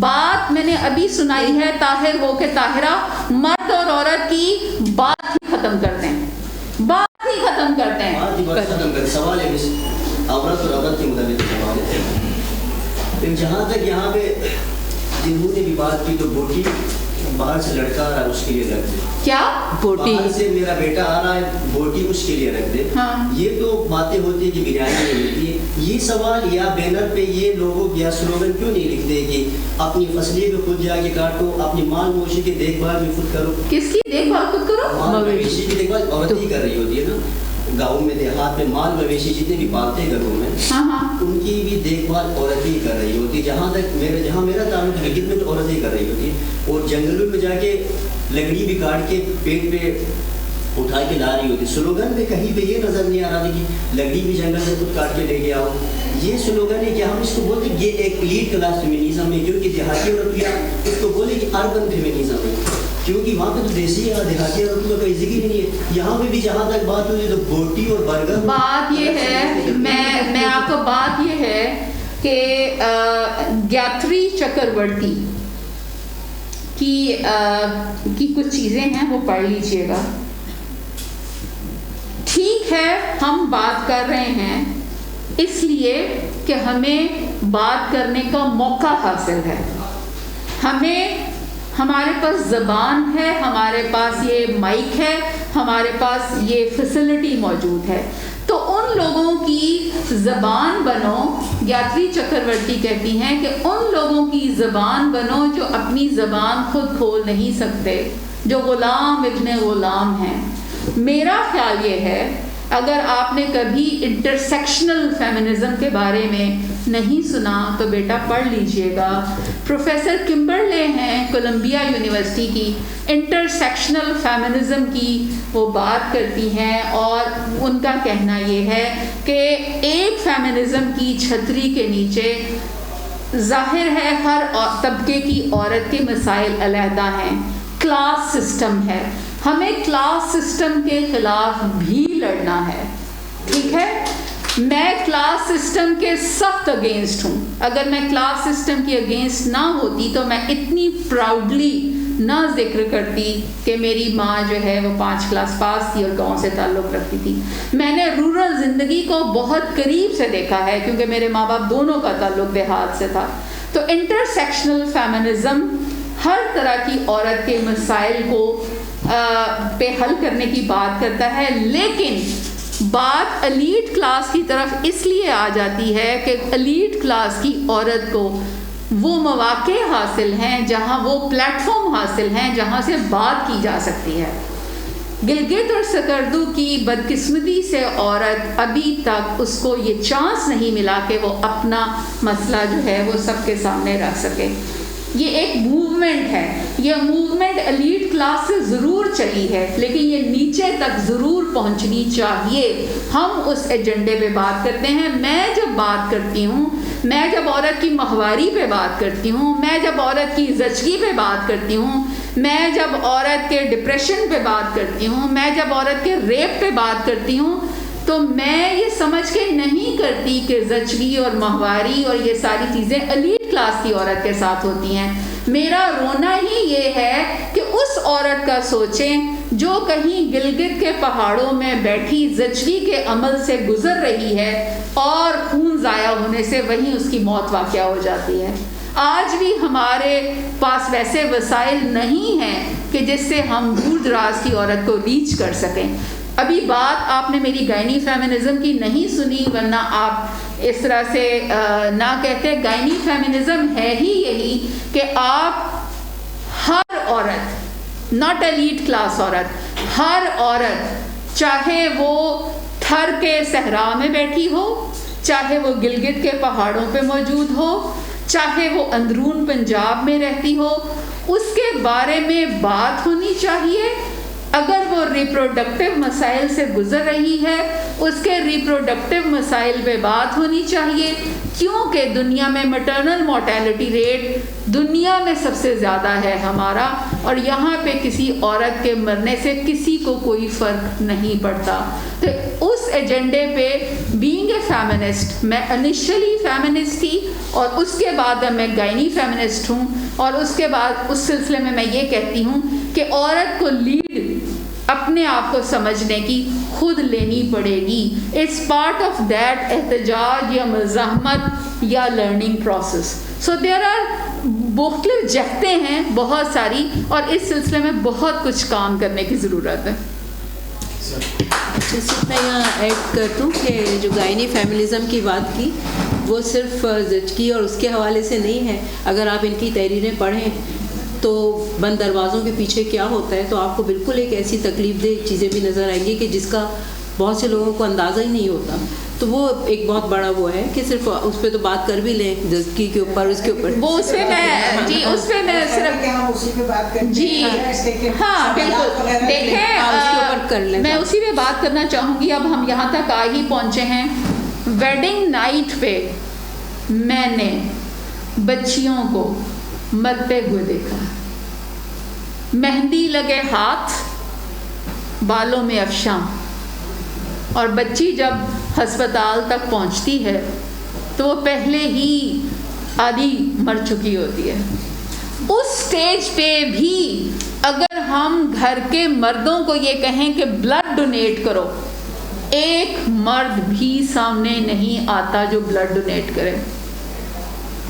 Can you imagine this thing کہ یہ کتنا بڑا المیہ ہے ہماری سوسائٹی کا کہ عورتیں مرتی ہیں، بری طرح مرتی ہیں، اور جب ہاسپٹل میں ساتھ آئے والے مردوں کو بھائی، چچا، بھائی پھر بھی دے دیتے ہیں، شوہر، دیور، سارے کے سارے آرام سے کھسک جاتے ہیں.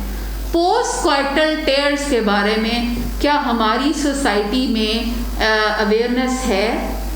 ویڈنگ نائٹ پہ جس طرح لڑکیوں کو بنا سنوار کے لڑکے کے حوالے کیا جاتا ہے، اور وہ لڑکا جو ہے وہ پتہ نہیں کن خیالوں خوابوں میں آ کے اس کا جو حشر کرتا ہے، کیا کبھی کسی نے اس کے بارے میں بات کی ہے؟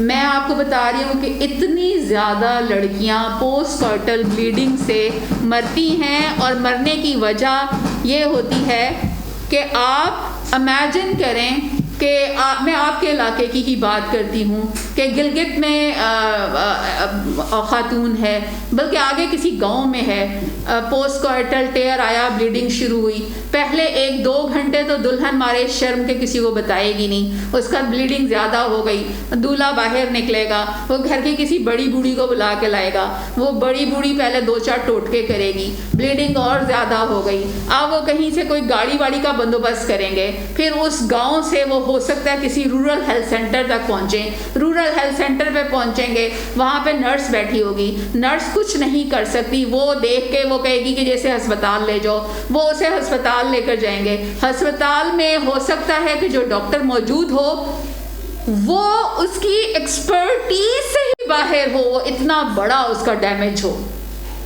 Number 1 situation. Number 2 situation, doctor چھٹی پہ ہو۔ نمبر 3 سچویشن، انیسٹھیٹسٹ چھٹی پہ ہو۔ نمبر 4 سچویشن، بلڈ نہ ہو۔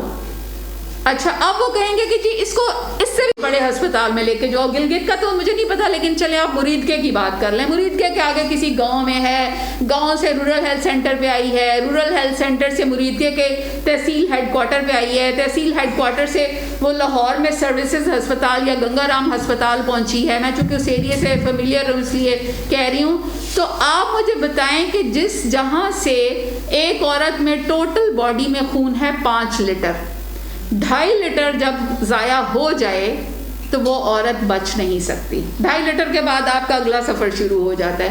2.5 لیٹر کی آپ نے بوٹل دیکھی ہے پیپسی کی؟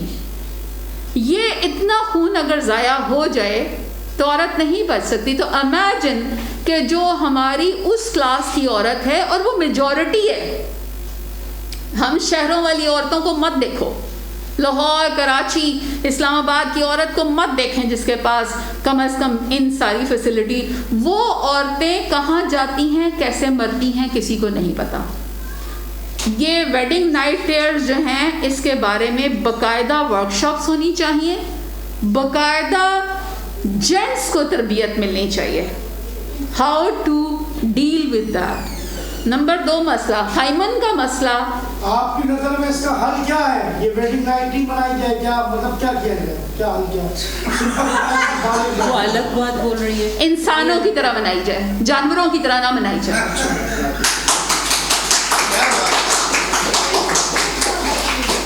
جیسے ایک بھوکا شیر نہیں ہوتا، بھوکا شیر بکری پہ کود پڑے، وہ نہ کرے۔ اور تو ہائمن کا جو مسئلہ ہے کہ آپ نے ورجنٹی کو جوڑ دیا ہے ہائمن کے ساتھ، اور اتنی زیادہ لڑکیوں کے مجھے میسیجز آتے ہیں، پلیز ہمیں بتائیے ہمارے بلڈ نکلے گا کہ نہیں، ہمارے خاندان میں رواج ہے کہ جی شیٹ صبح دکھانی ہوتی ہے۔ How ridiculous this is, sheet دکھانی ہوتی ہے؟ یعنی جو مال آپ خرید کے لائے ہیں اس مال کی چیکنگ اور پڑتال ہوگی؟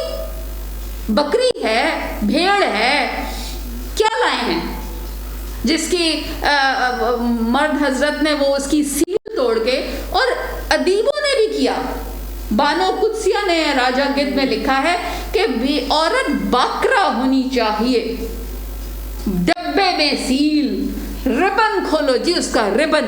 How ridiculous, how pathetic, how ugly, انسان ہے یا کیا چیز ہے؟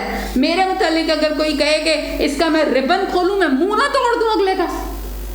ہوتا کون ہو تم میرا ربن کھولنے والے؟ میں نہ تمہارا ربن کھولوں آگے۔ سو دس از گائنی feminism, how you keep a girl under so much pressure.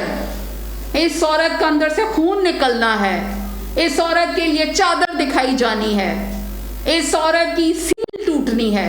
کیوں؟ اب سمجھ آئی تمہیں کہ عورت اور مرد میں کیا فرق ہے؟ نہیں، now let me speak. I'm not let me speak.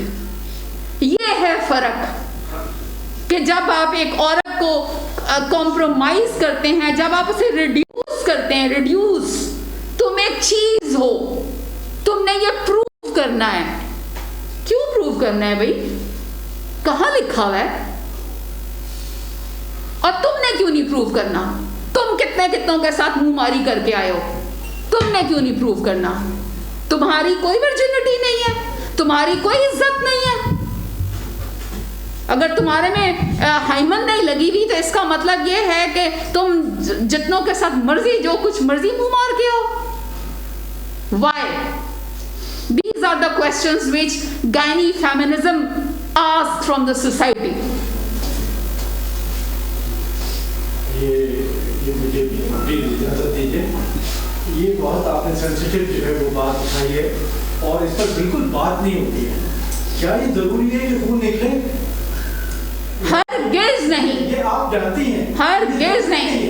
ये हाइमन एक ऐसी चीज है जो कि इसे हम कहते हैं वेस्टिजियल, मेडिकल की टर्म में कहते हैं कि जब ड्यूरिंग रिप्रोडक्शन, आपको ये मैं बताऊं, जब बच्चा बनता है तो इब्तदा में नुत्फा एक जैसा होता है, उसकी डिवीजन नहीं हुई होती।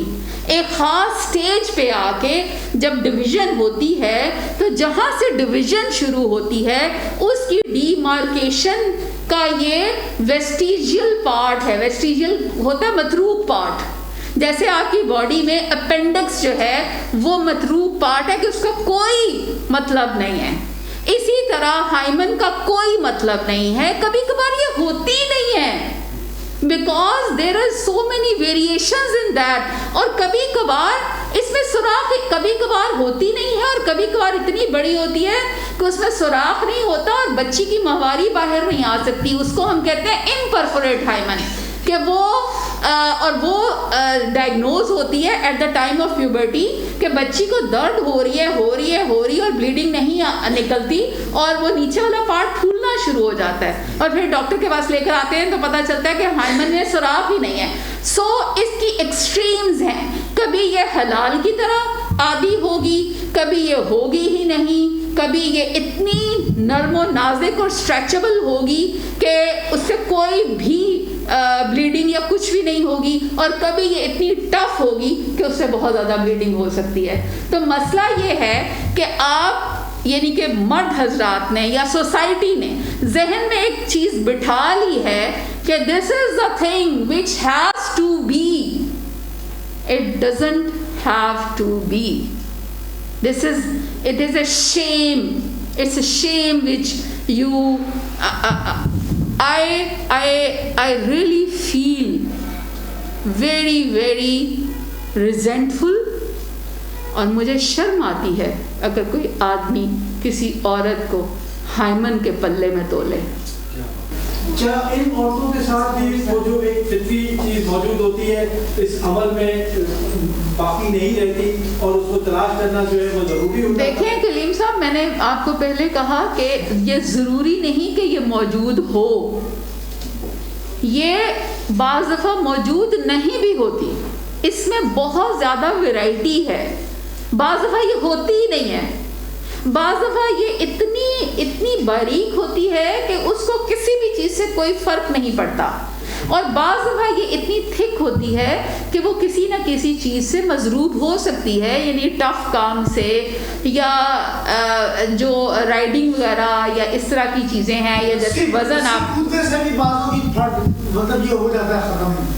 तो सी जो कूदती है ना बच्चियाँ, तो ये कोई तो बड़ा मसला नहीं है।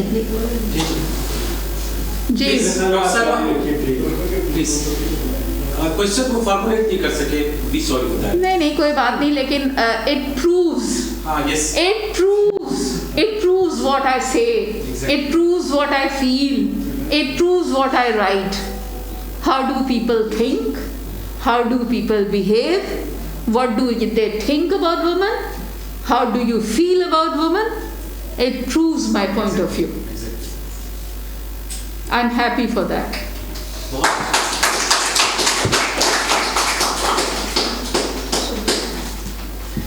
जी और कुछ हुई, हाँ जी, गायनी फेमिनिज्म के और एस्पेक्ट्स पे मैं बात करना चाहूँगी। वो यही हैं कि until unless a woman knows about her body, she has courage to talk about her body, she has rights upon her body, उसको یہ جب تک احساس نہیں کہ یہ جسم اس کی سواری ہے. آپ نے کیا عورتیں دیکھی ہیں جو جن کی عمر تھوڑی سی بڑھتی ہے 50-60 کی ہو جاتی ہیں تو بیچاری بے حال ہوئی پڑی ہوتی ہیں, نہ صحیح طرح چلا جاتا ہے, نہ اٹھا جاتا ہے, نہ بیٹھا جاتا ہے. اور میں آپ کو بتاؤں بعض دفعہ بہت ساروں کی بچے دانی باہر لٹک آتی ہے. یہ آپ لوگوں کو اس بات کا آئیڈیا ہی نہیں ہوگا. بچے دانی باہر لٹک آتی ہے, پیشاب کے مسائل ہوتے ہیں, چھینک مارے پیشاب نکل جاتا ہے راستے میں. یہ سارے وہ پرابلمز ہیں جن پہ اگر ایک عورت اپنی باڈی پہ توجہ کرے اور انہیں پراپرلی ایڈریس کرے اور اسے معاشرہ خالی بچے پیدا کرنے کی مشین نہ سمجھے تو وہ اب 50 کے بعد کا زمانہ جو ہے وہ اچھی طرح گزار سکتی ہے. کوئی بھی عورت 50 پہ مرتی نہیں ہے. 80 سال 70 سال اگر اس نے زندہ رہنا ہے تو شروع کے سال بچے پیدا کرتے کرتے بے حال, اور 50 کے بعد بچے زچگیوں کی کمپلیکیشن سے بے حال. سو گائنی فیمنزم کا کہنا یہ ہے کہ ایک عورت کی جو یہ جسم سواری ہے اس سواری کا پورا خیال رکھا جائے, اس کے بارے میں بات کی جائے. یہ جو چیزیں مختلف ٹیبوز کے تحت دروازوں کے پیچھے ہوتی ہیں ان پہ کھل کے بات کی جائے. ہر بندے کو پتہ ہو کہ how to treat a woman. جو آپس کے معاملات ہیں, ازدواجی تعلقات, ان میں عورت کو اپنی بات کہنے کی آزادی ہونی چاہیے. عورت کی بات کو رسپیکٹ کرنا چاہیے. عورت کو محض ایک کیریئر سمجھ کے یا ایک ڈمی سمجھ کے ٹریٹ نہیں کرنا چاہیے. عورت کو اپنی کوموڈٹی نہیں سمجھنا چاہیے. سو this is another aspect of feminism and it covers gynae feminism. بہت بڑی, بہت لمبی, بہت طویل بحث ہے. ابھی بار آپ کو ڈسکس کر رہا ہوں. جی فیسٹولا کے بارے میں لوگ نہیں جانتے. جی میں نے فیسٹولا کے سے متاثر ہونے والی خواتین کو دیکھا ہے جن کو جانوروں کے باڑے میں بند کر دیا جی, کیونکہ ان کا پیشاب مسلسل رستا رہتا ہے وہ, اور چونکہ وہ گھر میں نہیں رکھی جا سکتی لہٰذا دیہات میں عام طور پہ رویہ ہے باہر نکال دیتے ہیں, باہر نکال دیتے ہیں. تو میں یہ بھی چاہوں گا کہ یہ چونکہ ایک ایسی چیز ہے جو کامن ہے ہمارے دیہات میں تو خاص طور سے کامن ہے, لیکن لوگوں کی اویئرنیس اور یہ میں آپ کو بتاؤں کہ کیوں کامن ہے. جی اس کا بہت معمولی سا علاج ہے. وہ کیسے آپ سے معمولی علاج نہیں ہے, خیر کافی ایکسپرٹ علاج ہے, لیکن ہوتا کیوں ہے. یہ جو ڈاکٹر بیٹھے ہیں نا یہ تو بچرز ہیں, یہ تو ہر عورت کا سیزیرین کر کے بچہ نکال دیتے ہیں. انہیں تو اپنی فیس سے مطلب ہے, یہ تو بس جاتے ہیں تو آپریشن کر کے پیٹ کاٹ دیتے ہیں. انہوں نے تو 9 مہینے تک ہمیں کہا سب نارمل ہے, سب نارمل ہے, اور اس کے بعد پیٹ کاٹا. انہوں نے تو اسے بزنس بنا لیا ہے. یہ جو باتیں ہیں یہ فسلا بننے کے بیہائنڈ یہ ساری سٹوری ہے جو میں نے بے تحاشا اپنے بلاگز میں لکھی ہے. ایک زچگی کا عمل 8 سے 10 گھنٹے تک مکمل ہو جانا چاہیے. اگر زچگی کے 8-10 گھنٹے میں بچہ پیدا نہ ہو تو یہ سر کی جو ہڈی ہے یہ عورت کے پیٹ کے نچلے حصے کی ہڈی کے بیچ میں مثانے کو پیس دیتی ہے. بچے کے سر کی ہڈی اور عورت کے پیٹ کی نچلی ہڈی ان کے درمیان میں ہے مثانہ. جب وہاں پہ 10 گھنٹے تک بچے کا پیٹ پڑا رہے, بچے کا سر پڑا رہے اور اس کی پیدائش ممکن نہ ہو, جو کہ میں نے اس پہ ایک کہانی بھی لکھی تھی کہ اسی طرح ایک لڑکی ہے جو لیبر میں ہے, اسے لیبر اور اس کے گھر والے نہیں مان رہے اس کو سیزیرین کرانے کے لیے, اور وہ اسے مختلف ہسپتالوں میں لے کے جا رہے ہیں, کبھی اس ہسپتال میں کبھی اس ہسپتال میں, اور کہہ رہے ہیں کہ نہیں یہ شہر کی بات ہے, کہ نہیں ڈاکٹروں نے اسے کھانے پینے کا ذریعہ بنایا ہوا ہے.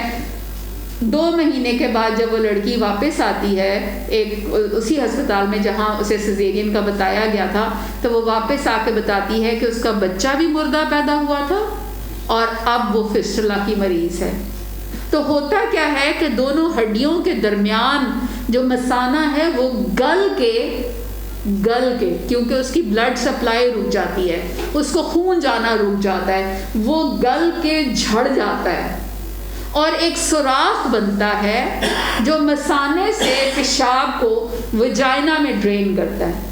اب ظاہر ہے مثانے کے نیچے تو اللہ میاں نے پیچ لگائے ہیں جس سے جب آپ پیشاب روکنا چاہیں روک لیں، جب آپ پیشاب کرنا چاہیں کر لیں۔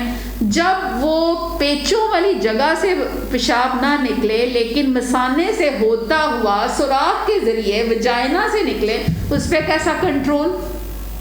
اسی طرح جو پخانے کی نالی ہے اس میں بھی بعض دفعہ ایک سوراخ بنتا ہے، اور پخانے کی نالی کے نیچے جو مکد ہے اس کے بھی اگر آپ پیچوں والی جگہ سے پخانا نہیں آتا اور وجائنا کے راستے آتا ہے تو تب بھی رستہ کھلا ہوا۔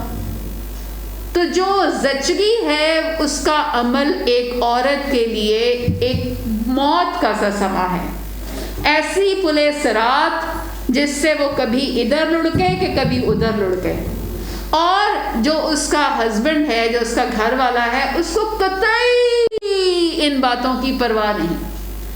یہ بچہ پیدا کرنا سال ہر سال سے ہو رہا ہے، زمانوں سے صدیوں سے ساری عورتیں پیدا کرتی ہیں، تم نہیں ہو، تم پہلی دفعہ زندگی میں بچہ پیدا کر رہی ہو۔ تو اگر ساری عورتیں پیدا کرتی ہیں تو ممتاز محل مری کیوں تھی؟ اور کوئن شارلٹ یو کے کی مری کیوں تھی؟ سارے ریسورسز سے لندن کی شہزادی تھی، اس لیے کہ بچہ پیدا نہیں ہو رہا تھا اور اس زمانے میں سیزیرین کا وجود نہیں تھا۔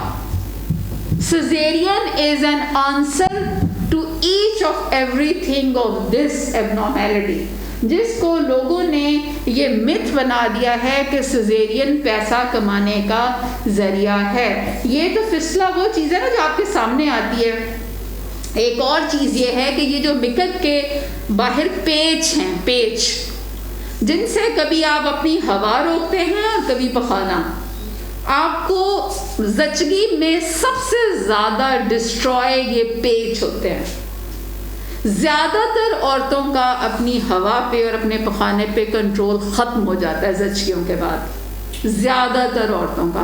کبھی کوئی عورت آپ کو بتائے گی نہیں کہ یہ اس کے ساتھ ہوا کیا ہے، اور وہ ڈاکٹر کے پاس آئے گی کہ ڈاکٹر صاحب میرا تو ہوا پہ اور پخانے پہ کنٹرول ہی نہیں ہے، فسلا نہیں ہے لیکن پیچ تباہ ہو گئے ہیں، وجائنا کے بالکل آگے پیچھے، آگے پیشاب کے پیچ ہیں، پیچھے پخانے کے پیچ ہیں، اتنی سی وجائنا ہے۔ اس وجائنے میں سے جب یہ کھوپڑی باہر نکلتی ہے تو اتنا کچھ پھٹتا پھٹاتا ہے جو آپ امیجن بھی نہیں کر سکتے۔ آئی وش کہ ہسبینڈ موجود ہو اپنی بیوی کی ڈیلیوری کے وقت اور وہ دیکھے کہ یہ کس اذیت سے گزر رہی ہے، تو شاید وہ بچے پیدا کرنا کم کر دے۔ اور ان پیچوں کی سلائی جو ہے وہ بہت شدید ٹیکنیکل چیز ہے، اتنی شدید ٹیکنیکل کہ میں آپ کو بتاؤں، میں جب تک انگلینڈ نہیں گئی تھی مجھے نہیں آتی تھی، حالانکہ میں اسپیشلسٹ تھی، میں اسپیشلائزیشن کا امتحان پاس کر چکی تھی اور میں گولڈ میڈلسٹ ڈاکٹر تھی۔ میں نے انگلینڈ میں ان پیچوں کی سلائی سیکھی۔ یہاں وہ اتنے ٹیکنیکل چیز ہے کہ زیادہ تر لوگ اسے سیکھ ہی نہیں پاتے اور وہ ایسے ہی نگلیکٹڈ رہ جاتی ہے، اور اس لیے عورت کی جو ان معاملات میں اس کو اپنا اختیار خود ہونا چاہیے۔ ہمارے یہاں عورت کہہ رہی ہے کہ میں نے اس طریقے سے بچہ پیدا کرنا ہے، میں نے سیزیرین کرنا ہے، پورا گھر اگینسٹ بیٹھا ہوا ہے، نہیں، تم بچہ جو ہے وہ وجائنلی پیدا کرو گی، تمہیں یہاں تک اجازت نہیں ملتی کہ ایک لڑکی جو ماں بننے جا رہی ہے اور جس کی باڈی اس کے اختیار میں ہونی چاہیے اور وہ اس سے ہو سکتا ہے آئندہ زندگی میں سفر بھی کرے، اس کو اپنی باڈی پہ بھی اختیار نہیں ہے کہ وہ بچہ پیدا کرنے کے لیے کیا روٹ اختیار کرے. آپ کو پتہ ہے کہ سیزیرین کرانے کے لیے ہسبینڈ کے سگنیچر چاہیے ہوتے ہیں. اگر آپ نے بچے دانی نکلوانی ہے, اس طرح کی کوئی اور پرابلم ہے, تب بھی آپ کو ہسبینڈ کے سگنیچر چاہیے ہوتے ہیں. کیوں؟ مالک وہ ہے اس مال کا. اس مال میں اگر کوئی پرابلم ہوگی یا کچھ اس میں چیز ہوگی تو وہ اس کو اجازت دینی ہے کہ یہ چیز اپنی بدلی جا سکتی ہے یا اس میں یہ آلٹریشن ہو سکتی ہے کہ نہیں ہو سکتی. سو کیا کیا بات کروں, کیا کیا کہوں. یہ وہ دکھتی, یہ وہ کہانیاں ہیں جو میں دن رات دیکھتی ہوں اور دن رات سنتی ہوں. یہ ڈاکٹر صاحب آپ نے تو ایسا دکھا دیا ہے کہ مطلب بہت ہائپر سی لائن. جی میں نے بہت ایگزیجریشن کر دی اور میں نے میری باتوں کو جھوٹ سمجھ لیجئے اور آپ جو سمجھنا چاہتے ہیں وہ سمجھ لیجئے. بات یہ ہے کہ جیسے آپ نے نورجہاں کا ذکر کیا, اس کا 15 جو بادشاہ تھا شاہجہاں, اس کا 15 بچہ پیدا کرتے مر گئی. اس نے شادی اتنی محبت کی, 2.5 ارب روپے اس زمانے میں بنا دیا اس کے لیے. ماشاءاللہ, یعنی کہ وہ اس لیے کہ وہ ایک مرد تھا نا, تو اسے اینٹ پتھر کی چیز اسے چاہیے تھی. مجھے کچھ بات کرنی ہے آپ کو ادھر.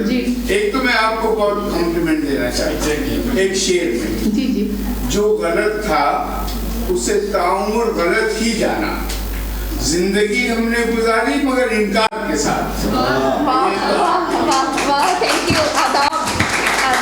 اس کی بات میں ضرور پیش کرنا چاہ رہا ہوں یہاں پہ سب لوگ دوستوں کے لیے اور سب کے لیے, وہ یہ کہ مسئلہ سارا یہ ہے کہ عورت انسان ہے, اسے ہم لوگوں نے, اس معاشرے نے اسے انسان سے کمتر بنا کے رکھا.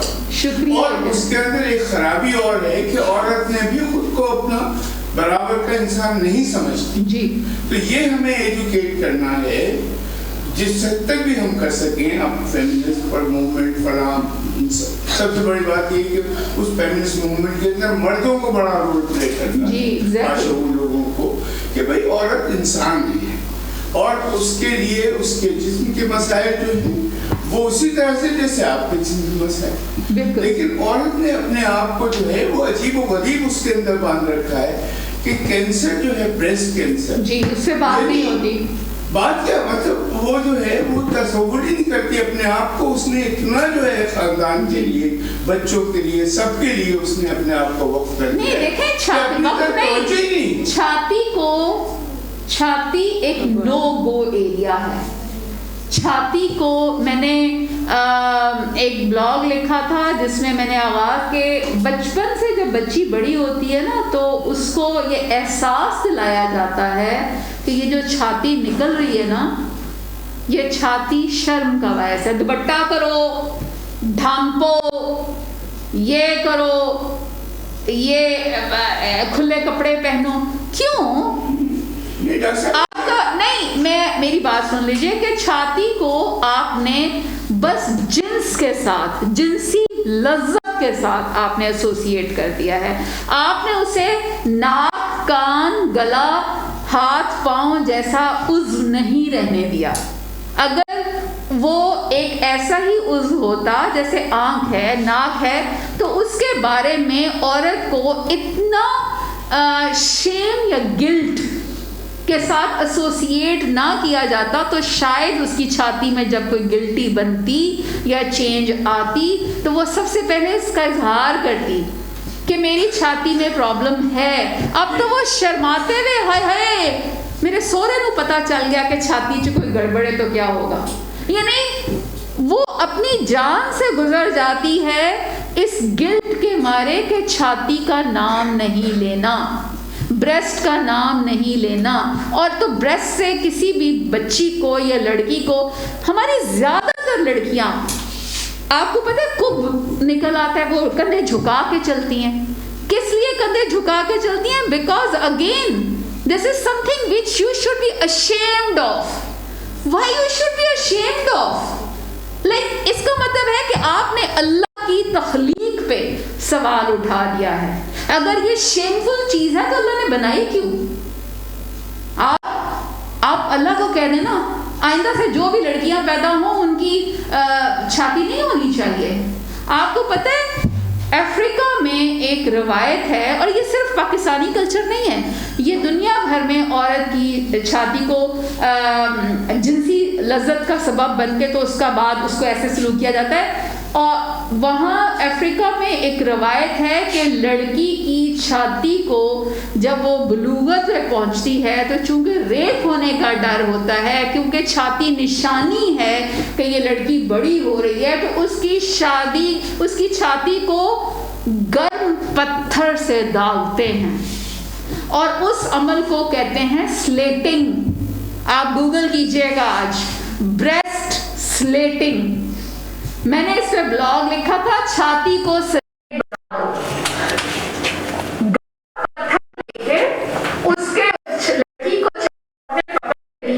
اور اس کے بعد اس کی چھاتی پہ وہ گرم پتھر رکھتی ہیں تاکہ اندر جو فیٹ ہے وہ ساری پگھل جائے اور وہ بدنما ہو جائے. سوچئے کوئی آدمی کبھی سوچ سکتا ہے؟ اور مزے کی بات یہ ہے کہ چھاتی کا ٹشو مرد میں بھی ہے, صرف یہ ہے کہ بڑا نہیں ہے. کیا آپ کو علم ہے کہ چھاتی کا کینسر مردوں کو بھی ہوتا ہے؟ Do you know that؟ اس لیے کہ وہ جو دونوں مرد عورت کے بنیادی جو اعضاء ہیں وہ ایک عمل میں ایک کے ساتھ تھوڑی سی چینج آئی ہے. جیسے اگر مرد میں خصیے لگے ہوئے ہیں تو عورت میں اووریز ہیں, خصیوں میں سپرمز بنیں گے, اووریز میں ایگز بنیں گے. وجائنا ہے تو وجائنا کے ساتھ پینس ہے, دونوں کا اوریجن ایک ہے. لیکن کیا مرد کو اس کے خصیوں سے یا اس کے پینس سے شرم دلائی جاتی ہے؟ کبھی کہا جاتا ہے ہو کیا بات ہے, یہ اتنی ٹائٹ جینز کیوں پہنی ہوئی ہے تم نے, اس کو ڈھکو, اس کے اوپر قمیض ڈالو. کوئی کہتا ہے؟ نہیں کہتا. اس لیے کہ اس کی باڈی باعث شرم نہیں ہے کیونکہ وہ مالک ہے.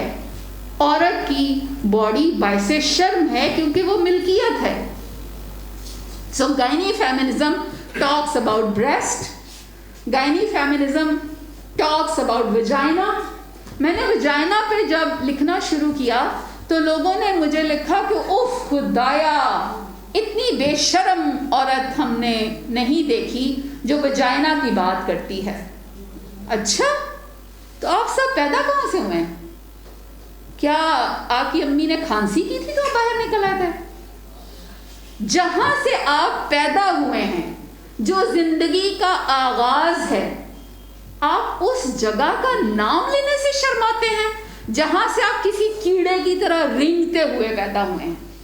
رینگتے ہوئے پیدا ہوئے نا, اور سب وہیں سے پیدا ہوئے. اس کی تکلیف کے بارے میں آپ بات کرنے سے شرماتے ہیں, گھبراتے ہیں, اس لفظ سے شرماتے ہیں. میں نے اس پہ پھر ایک بلاگ لکھا. کیا میں نے گندا لفظ لکھا؟ تو کیا کہوں وجائنا کو؟ مجھے بتائیں. عورتیں آتی ہیں میرے پاس, ڈاکٹر صاحب بڑی تکلیف ہے. کدھر؟ نیچے. نیچے کدھر؟ پاؤں میں؟ نہیں جی نیچے. نیچے کدھر؟ جی ڈاکٹر صاحب ادھر. ادھر کدھر بھائی؟ ادھر. نیچے, ادھر, ادھر. آپ نے تو عورت کے پاس لفظ بھی نہیں رہنے دیے. اور پھر آخر میں وہ شرما گئی کہ مجھے شرمگاہ ہے. ہائے, جس کا نام ہی آپ نے شرمگاہ رکھ دیا, وہ عورت کو شرم کے اس میں وہ رکھے گی. اچھا, میں نے آگے یہ کیونکہ میں نے لکھا تھا بلاگ, تو میں کیا کہوں اسے؟ شرمگاہ تو میں کہنے کے لیے تیار نہیں ہوں, میں یہ ماننے کے لیے تیار نہیں ہوں کہ میں شرمگاہ سے پیدا ہوئی ہوں. میری ذات باعث شرم نہیں ہے, آپ کی ذات باعث شرم نہیں ہے, اس لیے ہم شرمگاہ سے نہیں پیدا ہوئے. تو پھر کیا کہیں اسے؟ اندام نہانی. ہائے ہائے, اتنا مشکل نام لگتا ہے صابن دانی. محفل, یہ تو عربی لفظ ہے. تو پھر کیا لفظ وجائنا کو کس نام سے پکارے؟ ہم ایئرپورٹ کو ایئرپورٹ کہتے ہیں, اسٹیشن کو اسٹیشن کہتے ہیں, مائک کو مائک کہتے ہیں, گلاس کو گلاس کہتے ہیں, فون کو فون کہتے ہیں, تو وجائنا کو وجائنا کیوں نہیں کہہ سکتے؟ یہ ہے گائنی فیمنزم. کسی بھی لفظ کے بارے میں شرم کا احساس عورت کو دلانا اس کی ذات کی نفی ہے. اگر آپ اپنی بیوی کو مائنس کرتے ہوئے اس کی ذات کی نفی کرنا چاہتے ہیں تو اس کا مطلب یہ ہے کہ آپ اپنی آئندہ پیدا ہونے والی بیٹی کی بھی نفی کر رہے ہیں, اور جو کہ آپ کرتے ہیں. بیٹا چاہیے, تمہیں بیٹا پیدا کرنا ہے, بیٹی پیدا نہیں ہونی چاہیے. کیوں؟ اس لیے کہ سوسائٹی میں شرم کا باعث ہے. میں نے ابھی تھوڑے دن پہلے فیس بک پہ ایک پوسٹ دیکھی جس میں ایک خاصے پڑھے لکھے مرد نے ایک کچھ باتیں لکھی ہوئی تھیں کہ جب ہم باہر گئے تو لڑکے اس طرح کی باتیں کرتے ہیں, نیلے والی تیری پیلے والی میری. امیجن 4 لڑکے بیٹھے ہوئے ہیں, لڑکی ریسٹورنٹ میں داخل ہوئی ہیں, 2-4 لڑکیاں, تو وہ آپس میں ایک دوسرے کو کہہ رہے ہیں نیلے والی تیری پیلے والی میری. یہ ہے کاز کیوں مرد اپنے گھر کی عورت کو چھپا کے رکھنا چاہتا ہے, کیونکہ وہ چاہتا ہے دوسرا مرد یہ پیلے والی تیری اور نیلے والی میری نہ کرے, لیکن وہ اس مرد کو کیوں نہیں ٹھیک کرتا جو پیلا نیلا کر رہا ہے. اور میں نے اس کا حل پیش کیا کیونکہ میں ایک بیٹے کی ماں بھی ہوں, اور یہ ریئل واقعہ ہے کہ میرے بیٹے نے ایک دن کیونکہ میں گھر میں ایسی باتیں کرتی ہوں, میں نے یہ گھر میں یہ کلچر رکھا ہے, تو اس نے ایک دن آ کے مجھے کہا, جبکہ وہ صرف 16 کا تھا, کہ آج میری اسکول میں اپنے کلاس فیلو سے لڑائی ہو گئی. میں نے کہا کس بات پہ لڑائی ہوئی؟ اس نے کہا لڑکیوں پہ. میں نے کہا ہائے, میں ذرا ڈر گئی کہ لڑکیوں پہ بات. اس نے کہا ماما میری کلاس کا ہر لڑکا اپنی کلاس فیلوز کو اور یا جونیئر لڑکیوں کو ڈسکس کرتا ہے, everything, starting from the dress, starting from ending to the body, and then آپ کی امیجنیشن پہ ہے. ماما میں نے انہیں منع کیا, میں نے کہا لڑکیوں کو ڈسکس نہیں کرو, اور انہوں نے مجھے کہا کہ ہے تو لڑکا ہے کہ کیا ہے, تو لڑکا ہی نہیں کہ تو لڑکیوں کو ڈسکس نہیں کرتا, تو زنخہ ہے. He said I left their company. میں کسی ایسی کمپنی میں نہیں بیٹھوں گا جو لڑکی کے لباس کو ڈسکس کرے, جو لڑکی کا جسم ڈسکس کرے, جو لڑکی کے ساتھ اپنا ممکنہ کچھ بھی امیجنیشن دکھائے, جو لڑکی کو گالی دے. میں کسی ایسے لڑکے سے دوستی نہیں رکھوں گا. Why don't all you do that? کون روکتے اپنے دوست کو, یار یہ گالی مت دینا, تیرے گھر بھی بہن ہے, بہن چوت کہے گا تو تیرے گھر بہن نہیں ہے. What does it mean? آپ کو یہ لفظ کہہ کے کیا سیٹسفیکشن حاصل ہوگی؟ Why don't you think کہ آپ کی ماں کے متعلق بھی یہ کوئی لفظ سوچ سکتا ہے, اور آپ کے گھر کی عورت یا باہر کی عورت ایک ہی عورت ہے. ہر جگہ پہ اپنے آپ کو رکھ کے سوچیں. اگر آپ کو یہ کوئی گالی دے تو آپ کو کیسا لگے گا؟ اگر 4 عورتیں کھڑی ہو کے فرض کریں کہ یہ عورتوں کا کلچر ہو, فرض کریں کہ عورتیں حاکم ہوں, اور آپ ان میں ویسے ہوں جیسے آج عورتیں ہیں, اور آپ یہ گالیاں کھائیں, اور آپ یہ لینگویج سنیں, اور آپ یہ سنیں کہ عورتیں بیٹھ کے ہم پہ ہنس رہی ہیں, اور آپ یہ دیکھیں کہ عورتیں بیٹھ کے ہمارے باڈی پارٹس ڈسکس کر رہی ہیں, ہم سے ریلیشن بنا رہی ہیں, کیسا لگے آپ کو؟ کیسا لگے؟ اپنے آپ کو رکھ کے سوچیں. You will feel ashamed. You will feel nauseating. کس لیے آئے ہیں ہم اس دنیا میں؟ کیا ہمارے بھیجے جانے کا پرپس یہ تھا کہ ہم غلام پیدا ہوں, پھر ابن غلام رہیں, پھر ہماری ہر بات میں कोई ना कोई रिस्ट्रिक्शन हो। क्या हम ये ख्वाहिश करें, मैंने चूंकि मैं अपने ब्लॉग्स का बहुत जिक्र इसलिए कर रही हूँ कि ये जो सारी बातें मेरे जहन में आई ये मैंने लिखी। तो मैंने एक ब्लॉग लिखा था ताहिर बनू के हाशिम।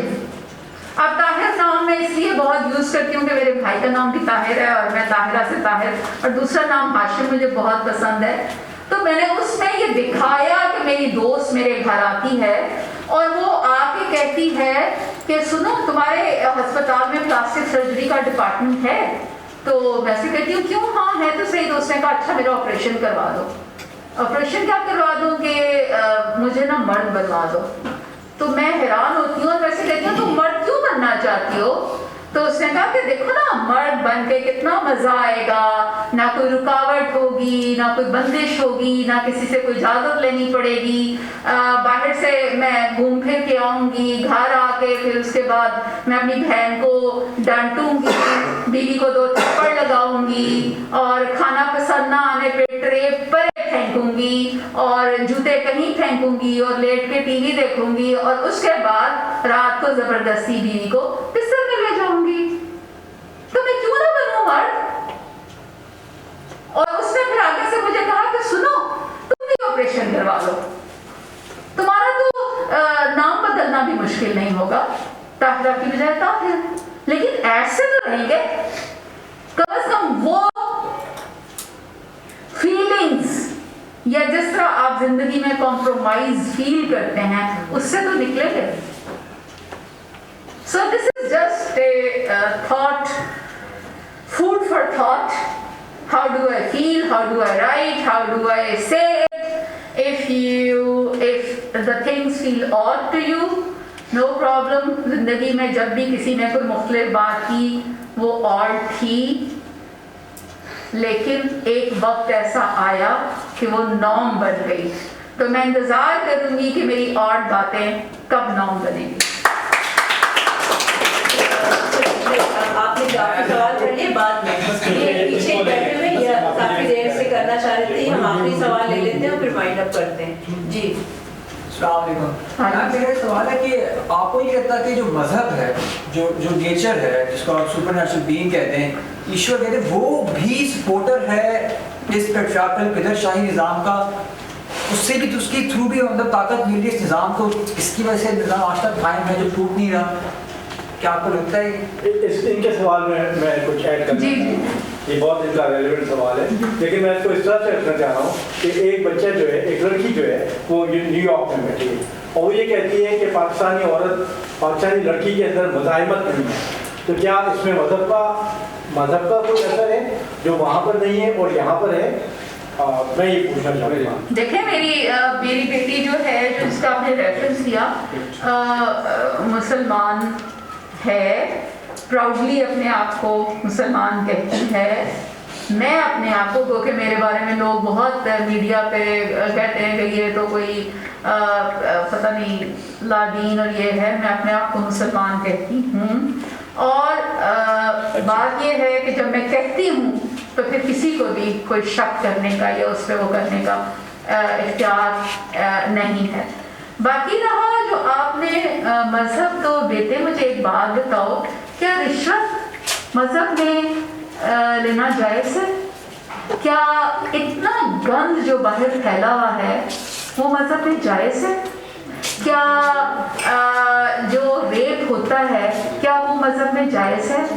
क्या कत्ल करना मज़हब में जायज़ है? क्या औरतों की विरासत खाना मज़हब में जायज़ है? क्या ये जो बाहर इतनी नफसा नफसी या इतना जुल्म है हर तरफ वो जायज़ है? फातिमा छोटी सी बच्ची को जिस वडेरे ने रेप करके मार दिया वो जायज़ है? ज़ैनब और फरिश्ता जो बच्चियां थी वो जायज़ हैं? क्या मजहब एक ऐसा टूल है जिसको तुमने सिर्फ अपने फायदे के लेंस से देखना है और जिस चीज में फायदा नहीं नजर आ रहा उस पे बात नहीं करनी?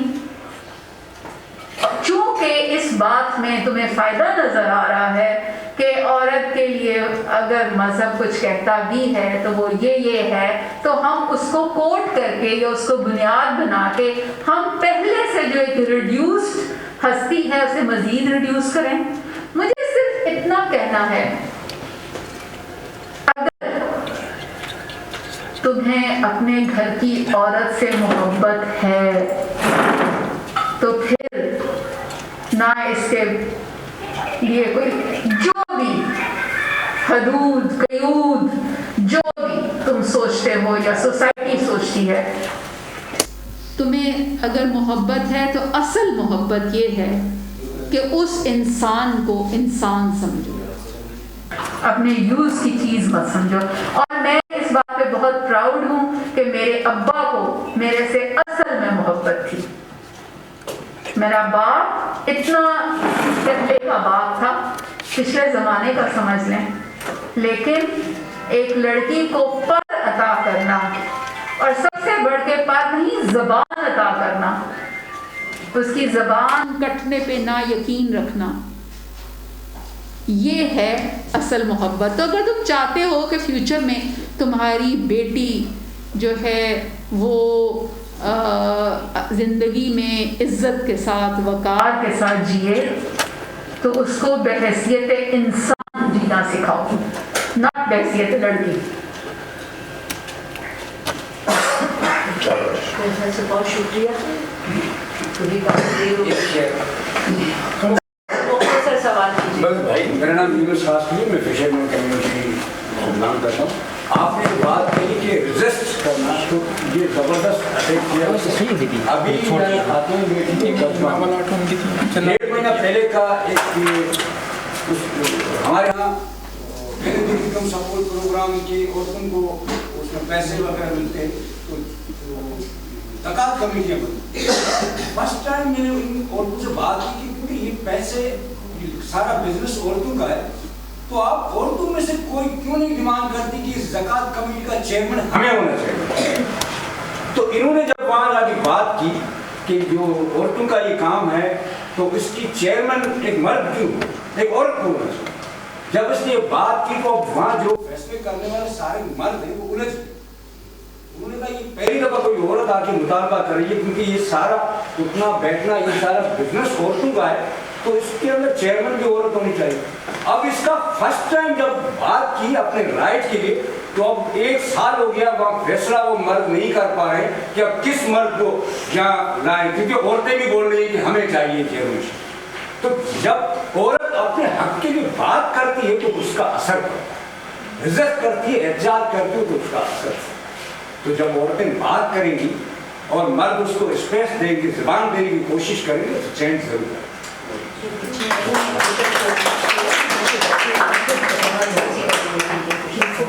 بڑی ایکٹیو ہے اپنی کمیونٹی. نہیں، یہاں پہ ہم گفتگو بہت سے موضوعات ہیں. اگر آپ ان کی پڑھیں کتابیں تو آپ کو ایک تو ذہن کھلتا ہے بہت زیادہ، اور گائنی فیمنزم کے صرف کچھ ہی پہلوؤں پہ کریں. اگر آپ ان کی تحریر پڑھیں تو آپ کو بہت سے ایسے نازک چیزیں بھی نظر آتی ہیں جس کا ہم سوچ نہیں سکتے.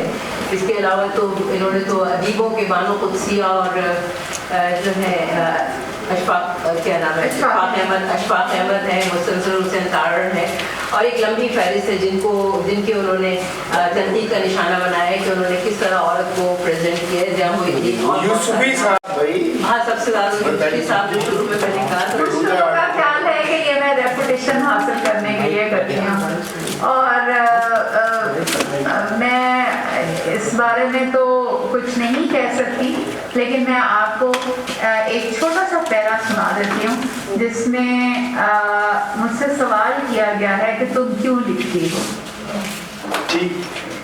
تم کیوں لکھتی ہو؟ اس لیے کہ روتی ہوں. تم کیوں لکھتی ہو؟ اس لیے کہ روتی ہوں. روتی کیوں ہو؟ اس لیے کہ دیکھتی اور سنتی ہوں. کیا دیکھتی ہو تم اور کیا سنتی ہو؟ دبی ہوئی 100 طرح کی آہو بکا سنتی ہوں اور شرمندگی میں چھپی ہوئی دنیا دیکھتی ہوں. دنیا ایسی دنیا جس کے ہر ورق پر درد کی کہانی ہے، ہر باغ میں جہنم کی آگ دہک رہی ہے، اور جسے عورت تمام عمر ننگے پاؤں طے کرتی ہے۔ کسی اور کو کیوں نہیں دکھائی دیتی یہ دنیا؟ دکھائی دیتی ہوگی، ضرور دکھائی دیتی ہوگی۔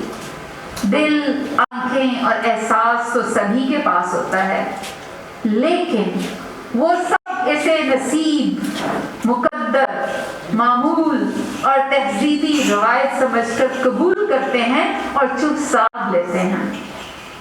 اور چپ رہنا شاید میرے بس میں نہیں۔ لگتا ہے کہ کچھ نامکمل ہے جسے مکمل کرنے کی کوشش کرنی ہے، لیکن یہ تو آگ کا دریا ہے، اب اس میں سے نکلنا ہے تو کوشش کر رہی ہوں۔